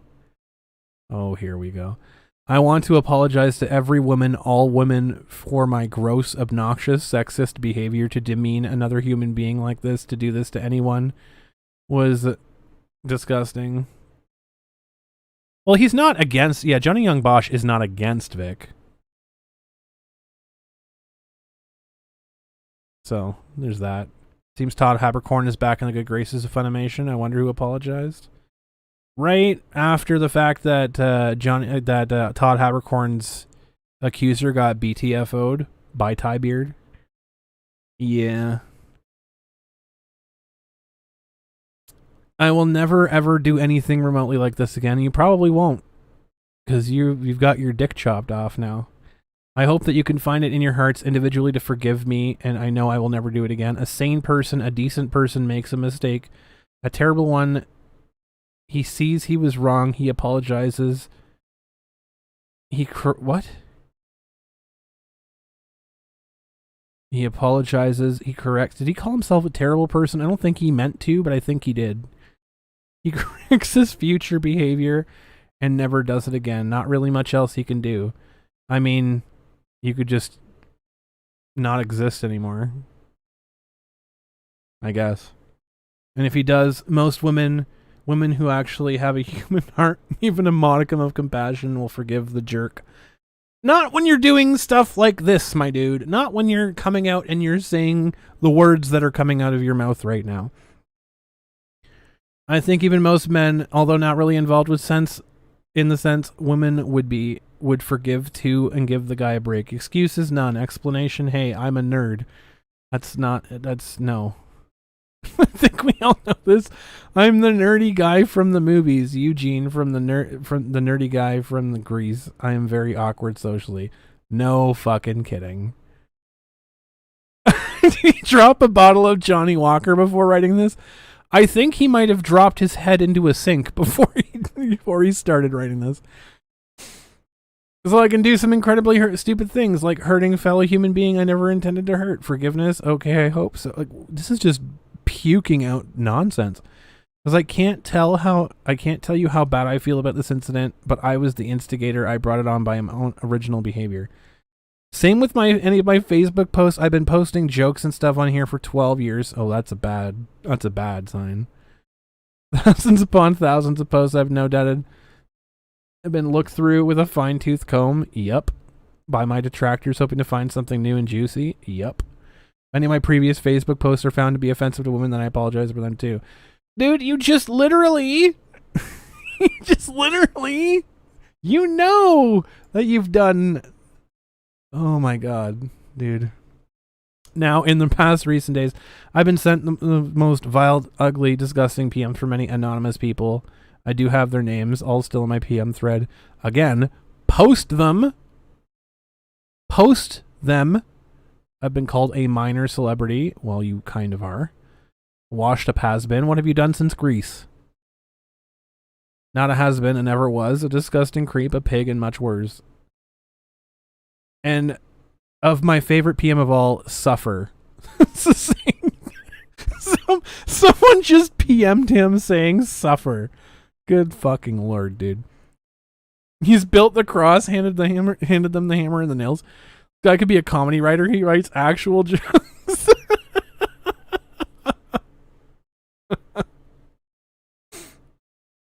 I've been called ugly this week more times than I probably have in all the previous years of my life. Well, you're as ugly in real life as you are in the movies. Just laugh at it, dude. You're fucking 65. How many 65-year-olds do you know that are beautiful people? Like, seriously. Once you're above 60, you have a free pass to be as ugly as you want to be. Because like you've lived a life. Fucking life has punched you in the face. Just don't. Hey, Nerd Tremble. We're talking about Eddie Deason. This is Eddie Deason's giant motherfucking manifesto right now. You really try and want to hurt, you call them ugly. No, you call them fat. That has been established. If you want to hurt someone truly and deeply, you just call them fat. Or you call them a liar. One of the two. He showed JYB the list and he said, thank you, I'll let everyone else on this list know. Good. I have never once called myself or thought of myself as a celebrity. Well, doesn't matter. You are a celebrity in the definition of the word. I am on a scale of 1 to 10, celebrity-wise, about a 3. A 3 or a 4 at most. But you just said you'd never considered yourself a celebrity. Like, come on. I've never considered myself a celebrity, Papega, but I consider myself a 3 on the celebrity scale. Like, what? I'm well aware of my status on the chain of celebrity, and I ain't that high. But you're still a celebrity, dude. And there's lots of ugly people that are celebrities. Look at Machete. Machete is not a handsome dude, and he is a celebrity. Come on, man. Same with many of my Facebook friends have been threatened if they remain friends with me. Like, that shit's nonsense. People shouldn't do that. I've been blocked by some Facebook pages I used to enjoy going on. Well, I mean, maybe you were weird to them too. I was scheduled to sign at a signing show in August. This event was pulled out. No explanation. No explanation given to me. Just pulled out of the lineup. I believe the reason was for safety of the patrons. Whatever. Dude, come on. Dude, come on. Got my first real witness. Stalked her at the bobbing time. Oh my god. On a scale from 0 to 100, how smart he is damn sure a negative 100. Yeah, Danny Trejo is a cool dude, though. Do you think Danny Trejo is gonna, like, crumble and cry if someone calls him ugly, though? Like, no. Trejo's just gonna laugh in their fucking face. He's gonna laugh in their face, and then count money with his middle finger. That's what he's gonna do. Open a new account with another name. Exactly. Like, Jesus Christ. Broken staircase. I was told my detractors cheered heartily when the threats they'd made to the event people worked. I mean, again, it shouldn't happen. They should contact him and have a conversation with it. But also in the same sense, this dude being a complete fucking moron like he is right now, I don't know. Celebrity show signings, I'm pretty sure those are over for me now permanently. You don't say. Cameo videos, I used to do at least a couple a week, now bupkis. Well, look, I'm a pretty happy guy. All I need are my Beatles books, my Beatles magazines. Weird. Being allowed to post my dumb jokes on Facebook, having my group of friends, being able to watch old movies on TCM. Then do it. Then just do it. Your Beatles books aren't going to cancel you. Your Beatles magazine subscription is not going to cancel on you. Like, you can post stupid jokes on Facebook. Just private it so that only your friend group can laugh at them. Just do it. Just have fun with it. Danny Trejo would say that's Mr. Rich Ugly Bastard too. Exactly. He'd say he's ugly and he knows it. It's not a broken staircase, it's a broke back staircase. Come on, man. Damn it. God damn it. Holy fuck. Met a girl I stalked her as she went in and she called the cops. Porque. My good name, my reputation, it will never be fully back, not like it was. Not if you keep saying dumb things like this, my dude. Stop. Just stop. Good Lord, he keeps going. 41 years I lived in LA. Not one complaint about my crude, creepy behavior was ever made by an actress or any woman. Zero. That's because they don't want to talk to you. But now I hear, like, there are hundreds of waitresses who often found me creepy or offensive.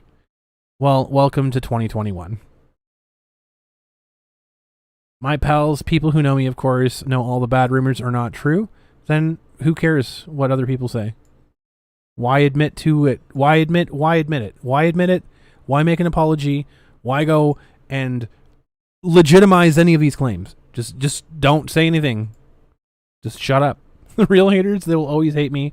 I cannot do anything about this. Haters gonna hate. I mean, that should have been the first and only thing you said. Literally should have been the first and only thing you said the entire time. Save you about 4 years worth of texts. What about the people in the middle? Well, they may even like me, but for some, there will always be the thought in the back of their minds, maybe he really does on young people. Maybe he does really the backsides of young people. Dude. Eddie, come here for a second. Come close, Eddie. Just stop. Just stop. Just for the love of fucking God, dude. Just stop. Just stop talking.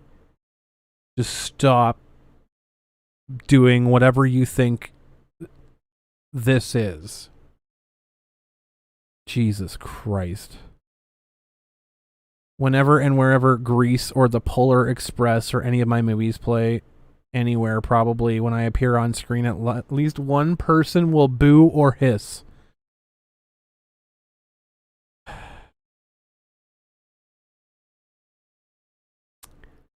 I can't appear at any future Grease or Polar Express events. No, you probably can't. No, you probably can't.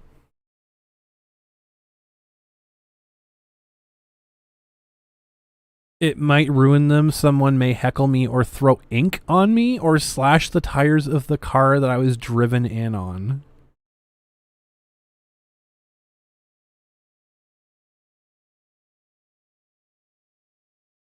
Oddly specific. He made a career on playing a creep / nerd. He literally did. He literally did. So, see, my life has been hurt by what I did in many ways. Okay. So, why are you crying on social media about it? I have to put my hair up. It is past the point of being annoying.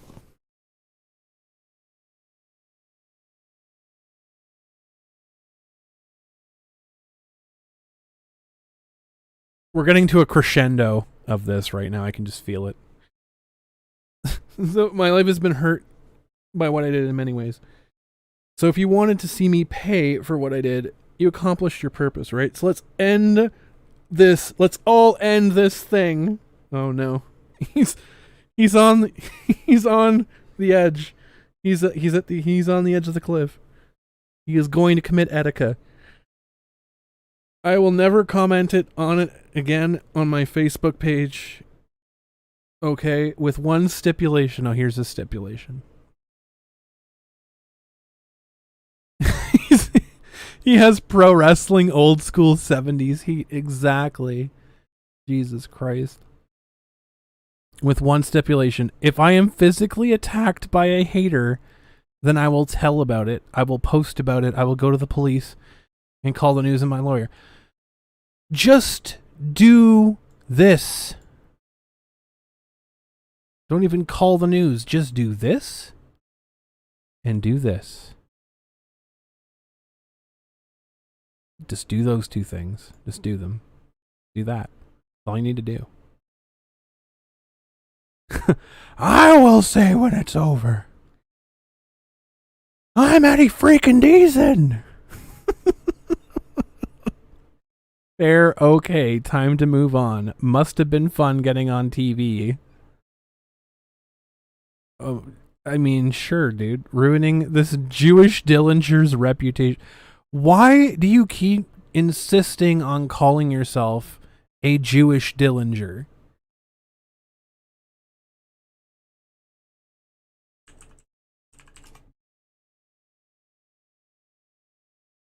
Is he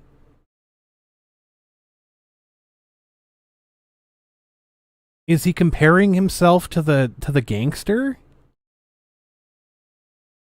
or the gun?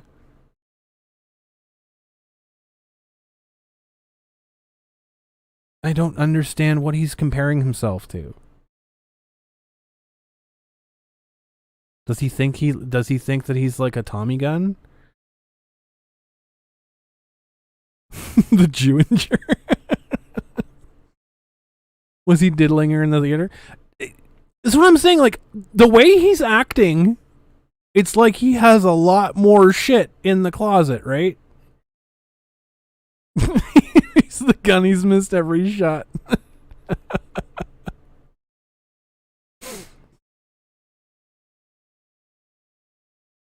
Like, Jesus. And he keeps going. Oh, my God. Oh, my God. True, not true, whatever. No, dude. No, dude. I even heard one report that you attempted suicide over this heinous event. True, not true, whatever. Way to show that you're so genuine about your apology, my dude.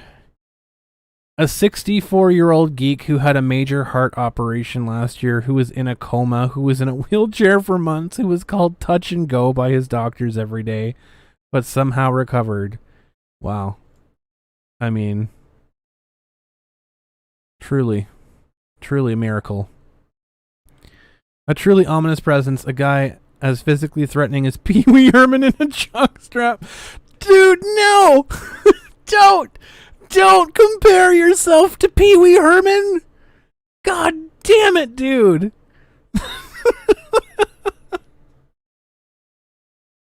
Don't compare yourself to someone who literally jacked off in a movie theater. Why do you think that's a good comparison when you're being called a creep and a weirdo?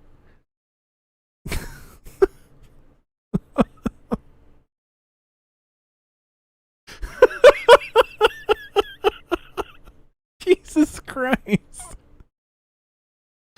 A guy who, if he was put in the ring against most teenage girls to box, the girl would probably beat the crap out of him. I mean, you would probably enjoy that.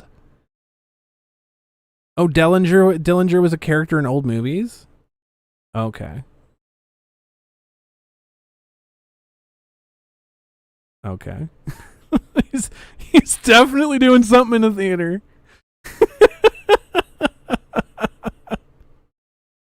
He was literally a wheelchair of Dark Side Phils.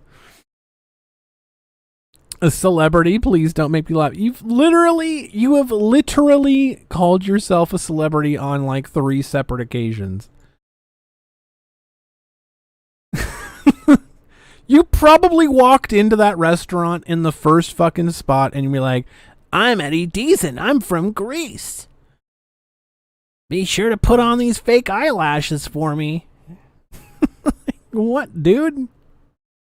What the hell is going on? Devastating, traumatizing, and stigmatizing, yet must have been. I mean, it sounds like it was. This is the end of it, I hope. Well, if you don't go back, in that restaurant, then it probably will be the end of it. No, he's a geek, not Greek. He's a geek. He says he's Jewish. He's calling himself the Jewish Dillinger. And he keeps doing it like that actually means something that anybody that's not 55 years old will understand.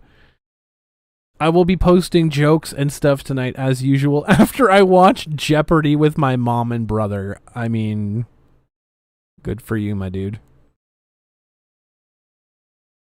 The mean PMs, if you want to keep sending, I will keep blocking, and my Uncle Leo will keep taking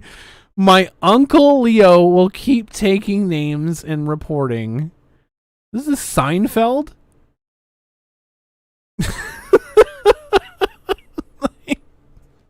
Haters gonna hate, right? Let's end the battle of the Jewish Dillinger versus the local Anita Hill. Okay, dude. Jesus Christ.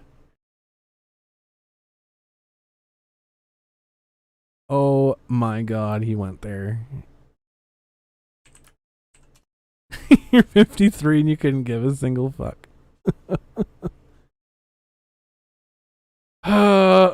my god. Mr. I'm not racist, but...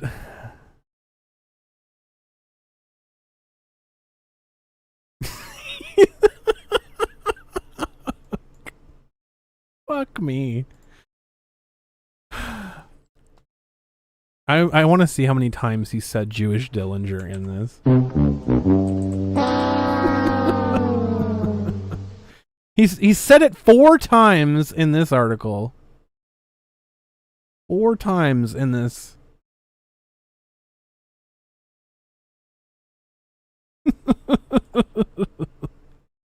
He literally likened it to him versus a fucking race activist.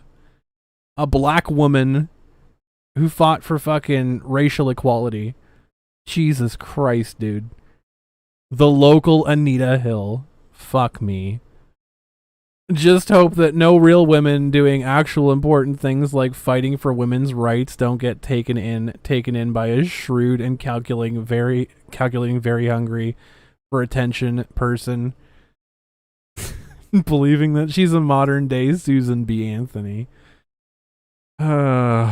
Dude. Just stop. Just stop.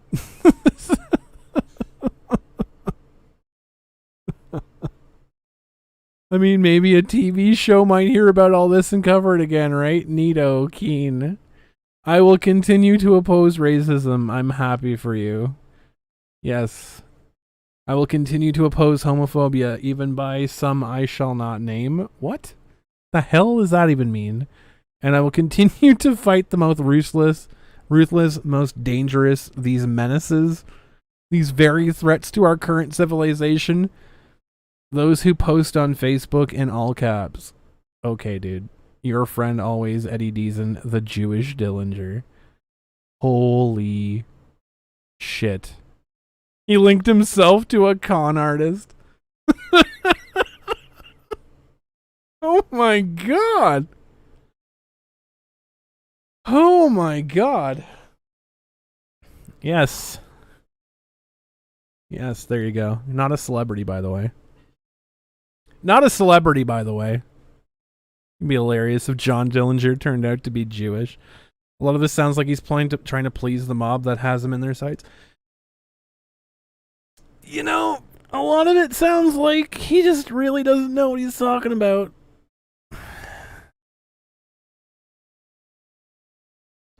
Like this dude. And he is tiny. He is a tiny little man. Imagine that. That was hard. Let me tell you, it was hard. It was hard to read it, let me tell you. Holy crap, man. It's not Breaking Bad, it's Breaking Boners. That's a small Jewish Dillinger, alright. Jesus Christ, man.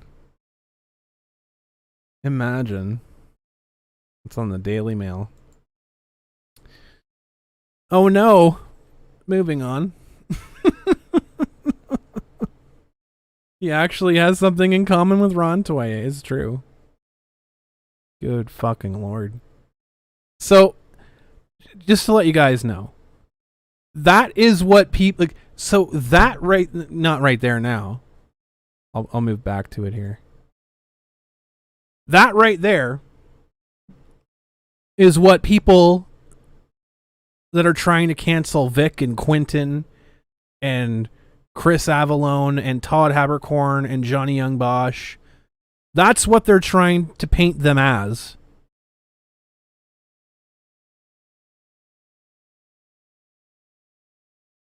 That's what they're trying to paint them as when your agent has to weekend at Bernie's you and hold you up by your shirt collar so you don't fall out of frame. They're trying to liken these guys to this man and his absolute meltdown on social media. It's disgusting. It's absolutely insane. There was other posts where he talked about how he was banned from a bunch of restaurants and shit like that because she went to the management. This girl here went to the management and told her all the shit that he'd been putting her through, and he got canceled. Like, he got banned from a bunch of restaurants, and that's what prompted him to go and apologize to her because she told her management. It wasn't the Facebook post. It was him getting told never to fucking come back and leave her the fuck alone. That's what prompted him to go and apologize to her. I think it's funny he got reverse Karen'd. Sponsored by Uncle Joe. Giving you the reminder of a certain stalker, right? Isn't it bizarre?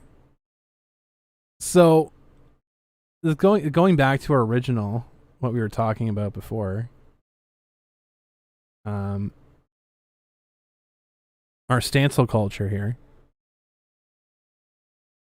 You get these people that are fucking crazily obsessed. Crazily obsessed.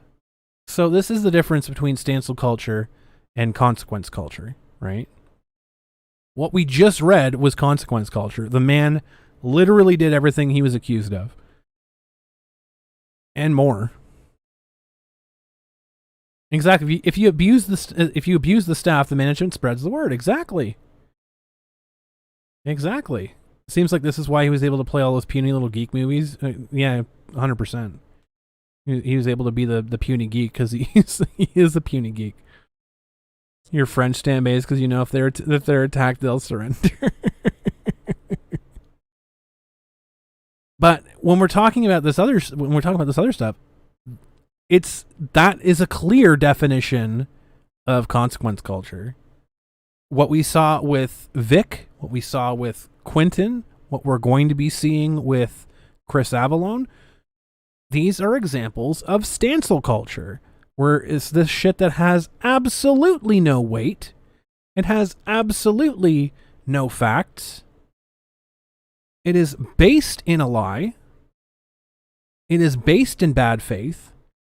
And you have people that are literal stalkers that never want it to end. They never want it to end. There are still people to this day that are attacking Quentin that are still down bad posting about how they would get back with him in a second if he would take them back. Give that a thought for a minute. It's not about anything that he supposedly did. It's the fact that he got married and the fact that they don't have access to him anymore.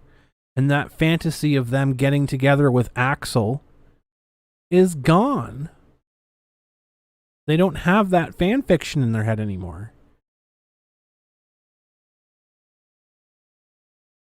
We saw it happen with Vic. As soon as a certain pair of individuals couldn't get anything that they wanted out of him anymore because it got to a point where they did a bit too much, gave Vic the wrong idea, and then they had to shut it down. And then after that, it was a problem, right? Because they really, really liked all the stuff that they got from being around him. They loved all the attention. They loved all of the perks.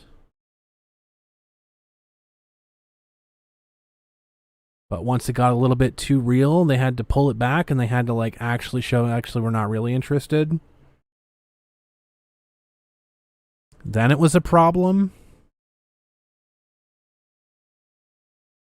It's the fact that he slighted them by ending their fantasy. Exactly. That's why you don't attack fans, because they fight back. It's not even about attacking fans. I mean, it's a good rule. Don't attack your fans, because they will ultimately decide your future.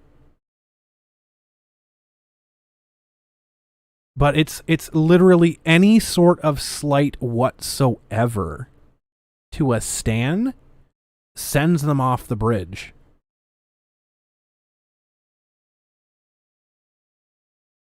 That's what the song was about originally, right? About the crazy Eminem fan that kept writing him letters. and Eminem didn't reply to him fast enough because, you know, he's got a fucking billion concerts and a bunch of songs to write. He gets 1,000 fucking fan mails a day. Didn't reply to him within 6 months, and so the guy, like, drove off a bridge.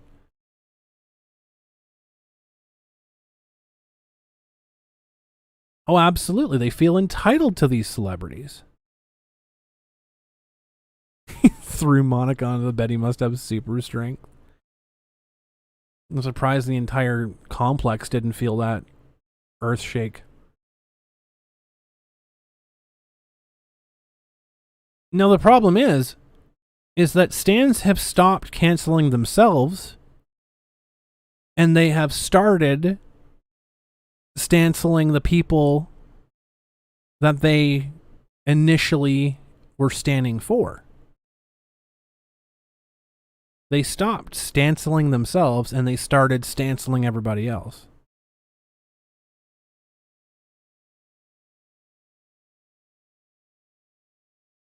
So now we have this phenomenon where it also branches out, right? Because you have a group of people who are standing the stand, and when the person starts, when the original stand starts stanceling somebody, all of their little sycophant stands do the same because they want to impress and they want to carry out the will of the original person, right? Which brings me to this. We're going to talk about this, folks. I want to talk about this because it just came across my desk recently.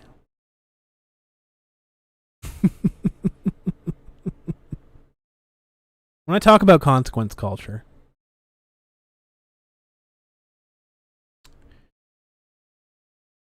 there's a lot of things that come along with that, right? There's a lot of things. Some of those things are criminal records. Some of those things carry for a very, very long time. So I'm not stating this with malice, because I just decided the other day, take a quick peek. Taking a quick peek. Sounds like LeVar Burton's going to come up.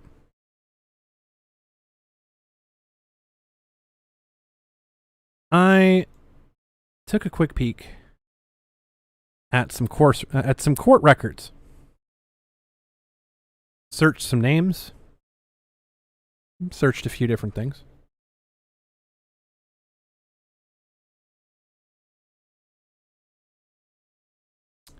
I'm gonna pull something up here.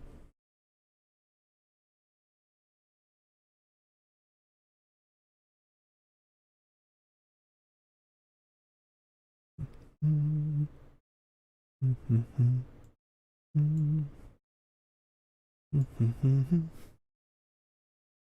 me just do my due diligence.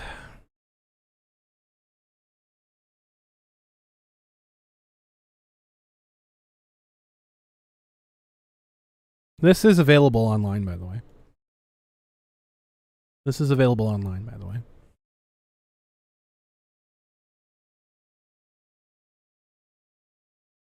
So for anybody out there that is, oh my God, I can't believe.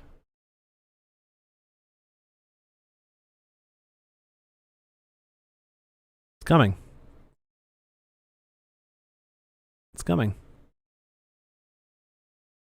Take a look into a book, criminal misdemeanor.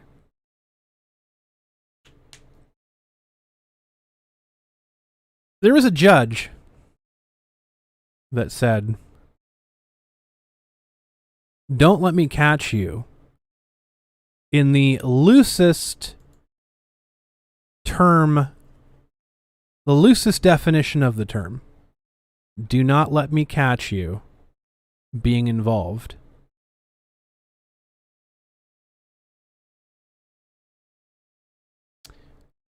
unfortunately, having stands has its drawbacks.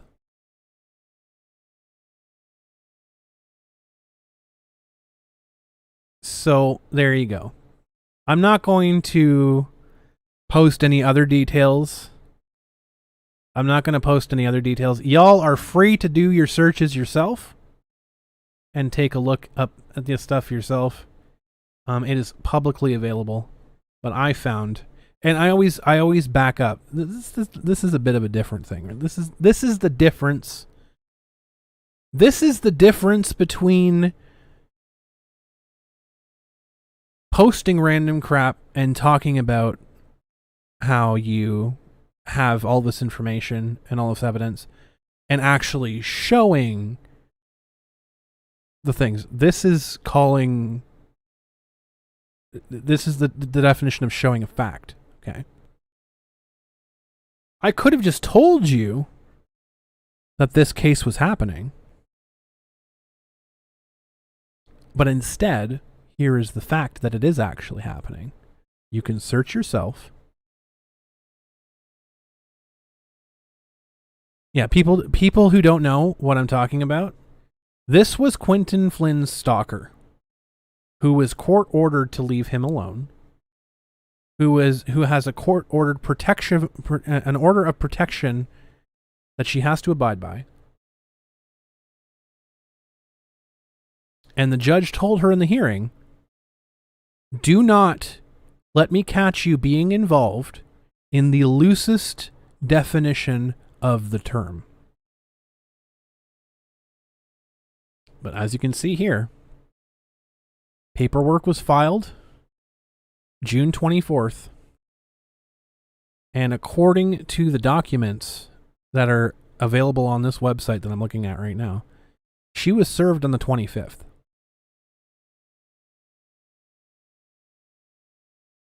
She was served on the 25th.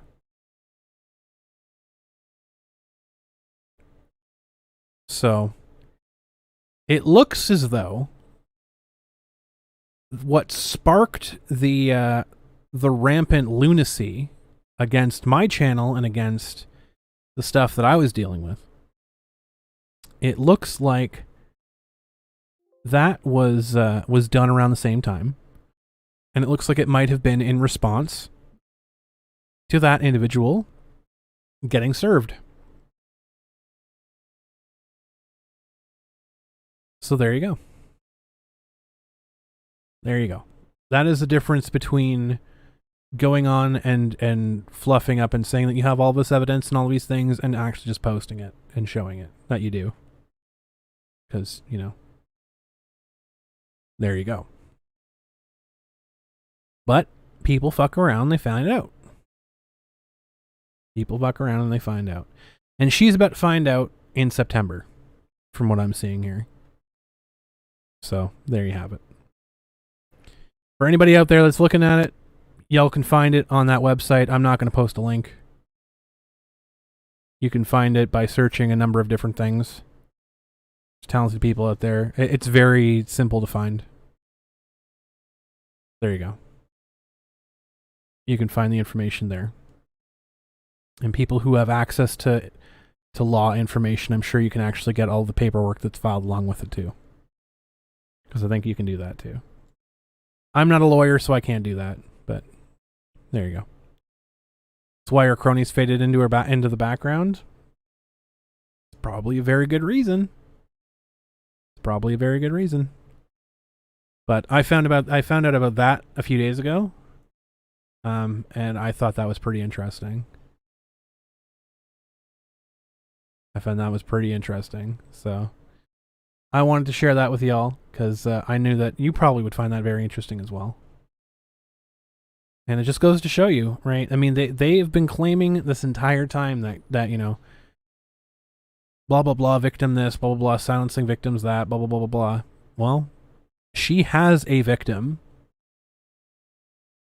She and her cohorts have been continually harassing said person and people who that person associates with.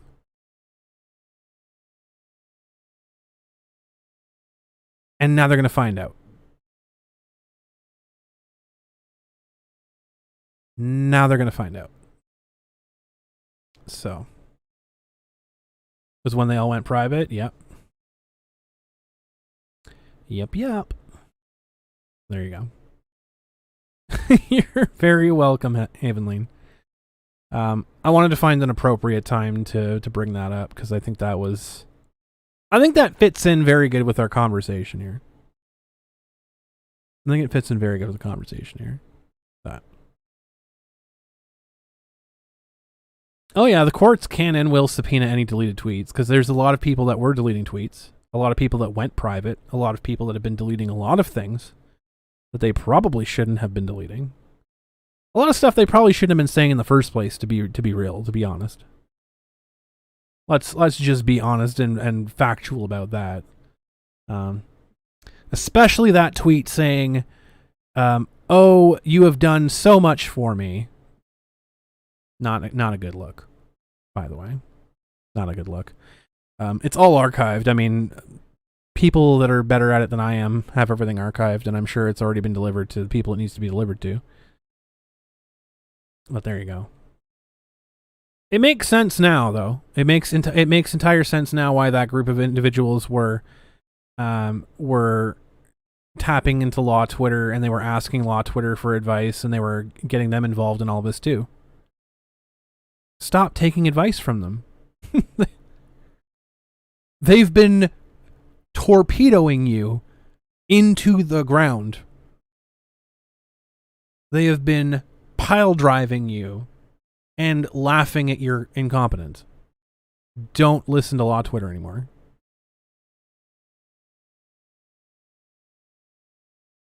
You know, if you think about it, these shenanigans didn't really take long to start up again. It's true, Andrea. It's true. Absolutely true. Asking Law Twitter for free advice and the fact that Law Twitter hasn't charged them. The funny part is, Distract Enemies, is that they have ran to Law Twitter as like the all-seeing gods of law, and all Law Twitter has done has given them all of the bad law advice ever,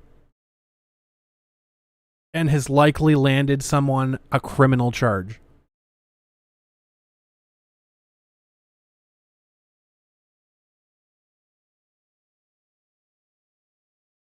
It's a Class A misdemeanor, which is a very severe charge. It is on your record permanently. And it follows you.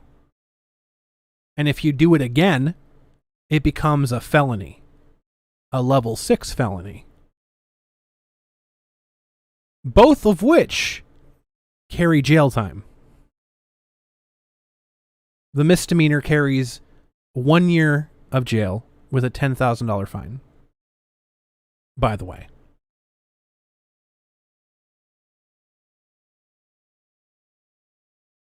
So, all of this discussion and all of these attacks against myself, against Quentin, all of these insinuations, etc., all of these things to try and paint myself and Quentin in a certain light, really, really hope. I can't say for sure, though. Are those accounts connected to a certain person at all? Because if they are, really hope you look good in orange.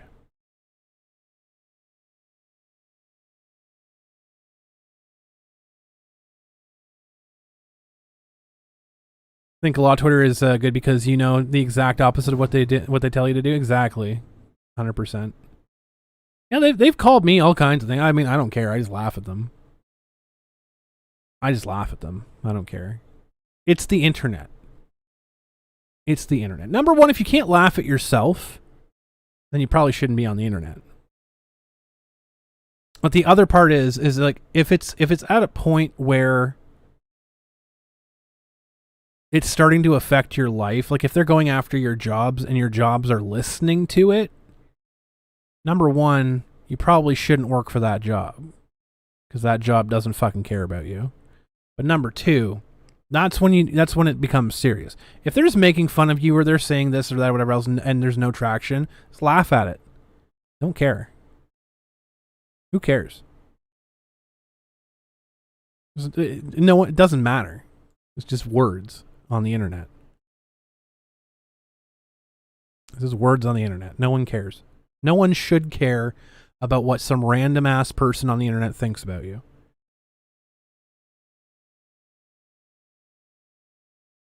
I don't have that at top chat. I should have that live chat. Dirt. Nobody should care about what some weirdo on the internet has an opinion of about you because they've never met you.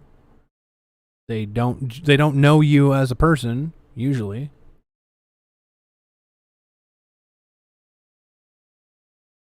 Unless you've spent an exorbitant amount of time talking with that person. Loops back to what we talked about before. Don't trust people on the internet. Hell, don't trust me if you don't want to. I will say it 1,000 times. Don't just trust me because I'm a person on the screen talking to you. Research what I'm telling you. Look into my opinions. Look into things that I talk about. I am capable of being wrong. Absolutely. I'm not going to sit here and tell you all that I am 100% correct about everything. I have some very good opinions about things. I like to think.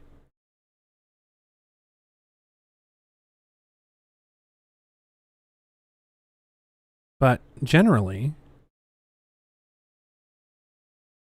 you all should go out and make your own opinions about things. I wouldn't even say trust but verify. I would just say verify and then trust. I'd do it on the reverse. Verify it first. Verify that I am a reputable source first. I have backed up everything I have said on Twitter, on Facebook, on YouTube, on Twitch. Everything I say, I back up.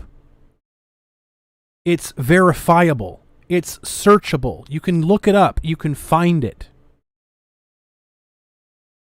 But that doesn't mean that you should just blatantly accept everything I say. Verify it. It's easy to. I make it easy. I make it easy to do so. You can look up the things I talk about.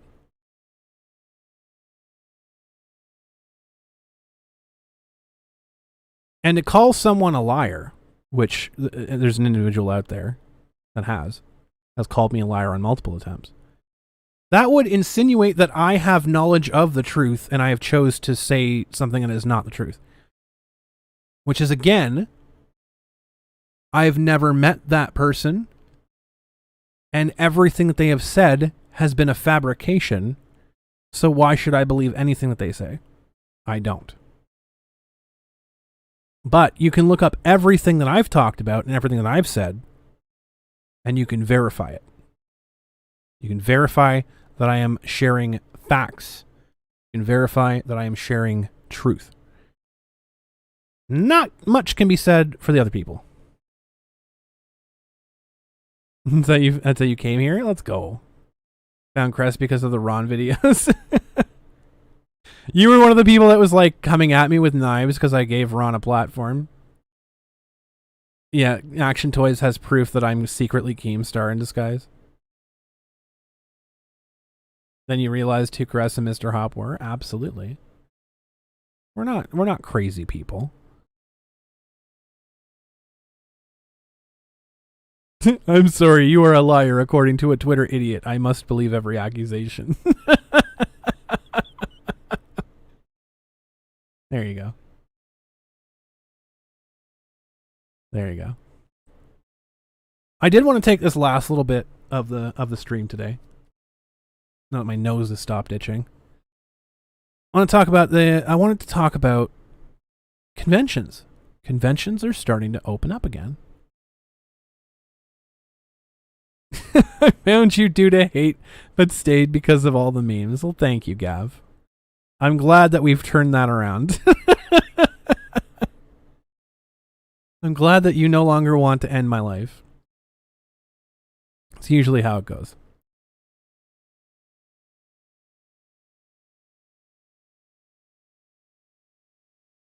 I want to talk a bit about conventions. Because conventions are in full swing in the US now. We have Anime Matsuri going on. We have some other bullshit convention no one really cares about. Are you streaming from inside Ricada's nose? This is true, Nerd Trumbull. But Anime Matsuri, from the looks of it, is really popping right now. It is going off. It is very, very good from what I'm seeing. So congratulations to Anime Matsuri on putting together another massively successful campaign. Even had the mayor out in cosplay, welcoming back Anime Matsuri, which is fantastic. I love to see when city officials are involved with conventions like that because it's fantastic. The guy you sent a bunch of nudes to with your work address and boss's name, you said I could trust him. No, you can tell me I can't trust them. Great fucking timing. So it's looking like where my region and Ontario in general, it's looking like my region is going into what is called Phase 3 as of late next week. And what that means is by the end of July, or middle of July, I suppose, we're going to be allowed to have events. We're going to be allowed to have indoor events with 50% capacity or 1,000 attendees. 1,000 attendees or 50% capacity, whichever is less. Or whichever is like the lesser number. So if 50% is like 1,000, then you can have 1,000 people. Or whatever. Up to 1,000 people. So we might be starting to see conventions opening up in Canada now. Which we're still on that weird situation where people are going to have to be vaccinated fully to come into the country and not have to do this and that. I think we're probably going to be looking at the restrictions being lifted on the border probably in August. Closer to later August than early would be my estimation. That would be my estimation. You know, it'd be hilarious. Just distract enemies. If like some black dude came dressed as Justin Trudeau, that would be fucking galaxy brain hilarious. Because I don't condone. I wouldn't condone blackface, but I would love to see some black dude come dressed up as Justin Trudeau. That'd be fucking hilarious, just for the memes. But it's looking like we might actually be able to have some semblance of a convention. Now, that being said, the Canadian convention scene, we likely won't have any major conventions until next year. In whiteface. We won't likely have any major conventions until next year. Because the simple fact that all of the major American guests, most of the major guests right now, are all going to be booked for the rest of the year. Like, right now, you'd be booking for January, February. Is what people would be reaching out to guests to book for right now. So, they probably would be booked right up until then. But, you'd be starting to see Canadian conventions starting booking these guests for next year now, because it looks like we're going to have a convention. I personally would love to have like Quentin and Todd Habercorn and Vic Mignogna and all these people. Yeah, Michael, Dean Cain, Kevin Sorbo. Love to have them. Would love to have them. Now, could I afford it? Probably not. Probably not, to be honest. I would need to go through a lot of government funding. I'm going to be looking at seeing what programs and stuff that they have available in the next 6 months or so. now that we're going to start seeing these things, because there's going to be a drive for tourism. And so I'm going to have to check. I'm going to have to take a look and see what we got. Yeah, Arcada. Vic only requires gay trousers. I'm sure he does. But yeah, I'm gonna have to take a look. So I don't know if I personally would be able to throw it together for 2022. I might be looking at 2023. I don't know. We'll see. We'll see how well things mesh together. We'll just say that. Because there's quite a few different dominoes that have to fall in place. And the first event, I would like to make a decent event. For whatever potential thing I have going there. So, but it's looking like 2023 might be Kitchener Cancel Con 2023. We might do it. We'll have to see. But it's looking up. Do a Kickstarter? I don't think I can do a Kickstarter for that. I don't know. I don't know if that's allowed. I don't know if that's allowed or not. And I'd rather not have Kickstarter take my money either. Because they also take a portion of whatever's kickstarted, right? So. But it's a hefty amount of money to look at a startup for. And depending on how many guests that we're budgeting for, that could be a lot too. That could be quite a lot too, so. But I'll have to take a look at everything and whatever else, but more details. Nux Taku, Jesus Christ. I don't know what y'all are so obsessed with that dude for. He's a massive troll. Massive troll. No mad lads. No mad lads allowed. Imagine. But no, I do have some things percolating in my brain. I'm just looking at all of the options that I have, all of the potential bursaries and grants and whatever else I can latch onto, and then from there I can take a look at what the leftover would be to put it together. Like, I could probably put together a really good campaign on about $25,000. I think with everything that I know and the resources that I have, I think I could probably get a decent event off for that, and getting in a couple of really, really good guests for that, and see if we can go from there. But all going to come down to timing. It's all going to come down to a bunch of different things. So fingers are crossed. Fingers are crossed for that. But that's about all I have on the docket for today. Doesn't take much to get his gears going. Sean Schemmel. Made Sean Schemmel go nuts at a convention. Yeah, that dude is a fucking powder keg with a lit match in it. It don't take much. It just takes a stiff breeze. Look at that dude going. Call him a beta. I'm not a beta! Can you imagine? Lost his shit because his line was bigger than it. I mean, probably. He's like got a very big ego. He's got a very big ego for that dude. He's the temper of a Saiyan with bipolar. Yeah, let's pray for next Thursday. I really hope that the ruling for Vic comes down soon. I really, really do hope that we get some movement on that. You can get me 25k ruples. Well, I'd need a bit more than that, unfortunately. And I'm not even talking about American dollars. I'm talking about Canadian dollars, which is like pretty much $15. I need $25,000 Canadian, which is like $15 American. So if I can get that, I can put on a good show for you guys. If one thing comes back, we've won. I agree. Been so long, we need the Vic thing to end, good or bad. It needs to end. Been a long time, and it's definitely due. It's definitely due.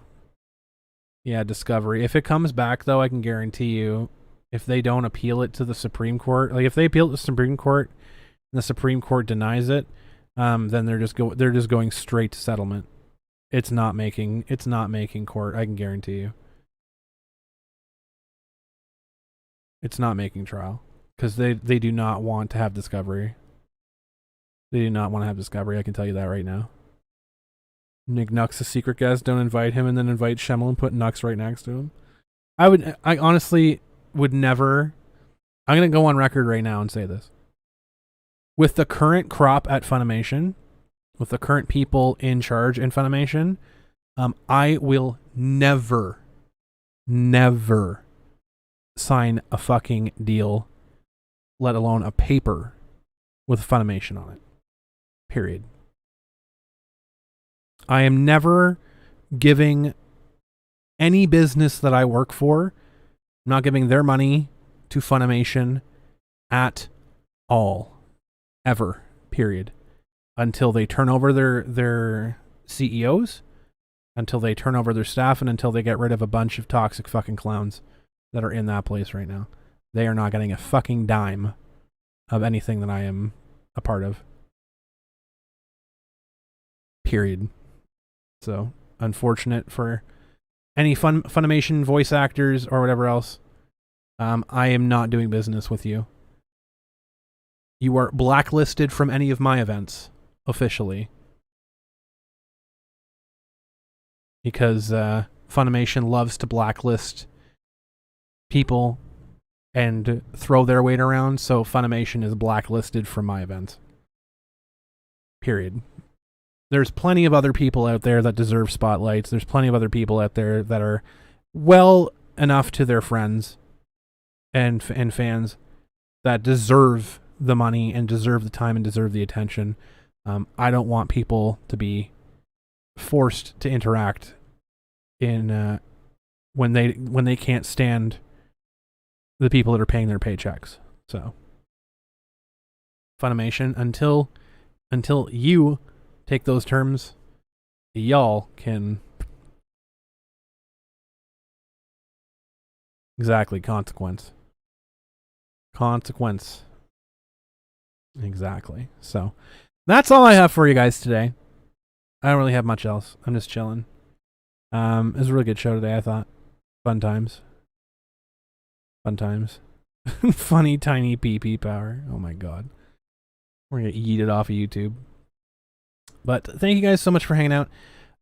We'll be back probably again next week. Unless something like hugely massive happens that leaves me without internet. We'll be back. But until next time, thank you guys so much for hanging out. I appreciate all of you. And like always, keep your stick on the ice. Bye-bye.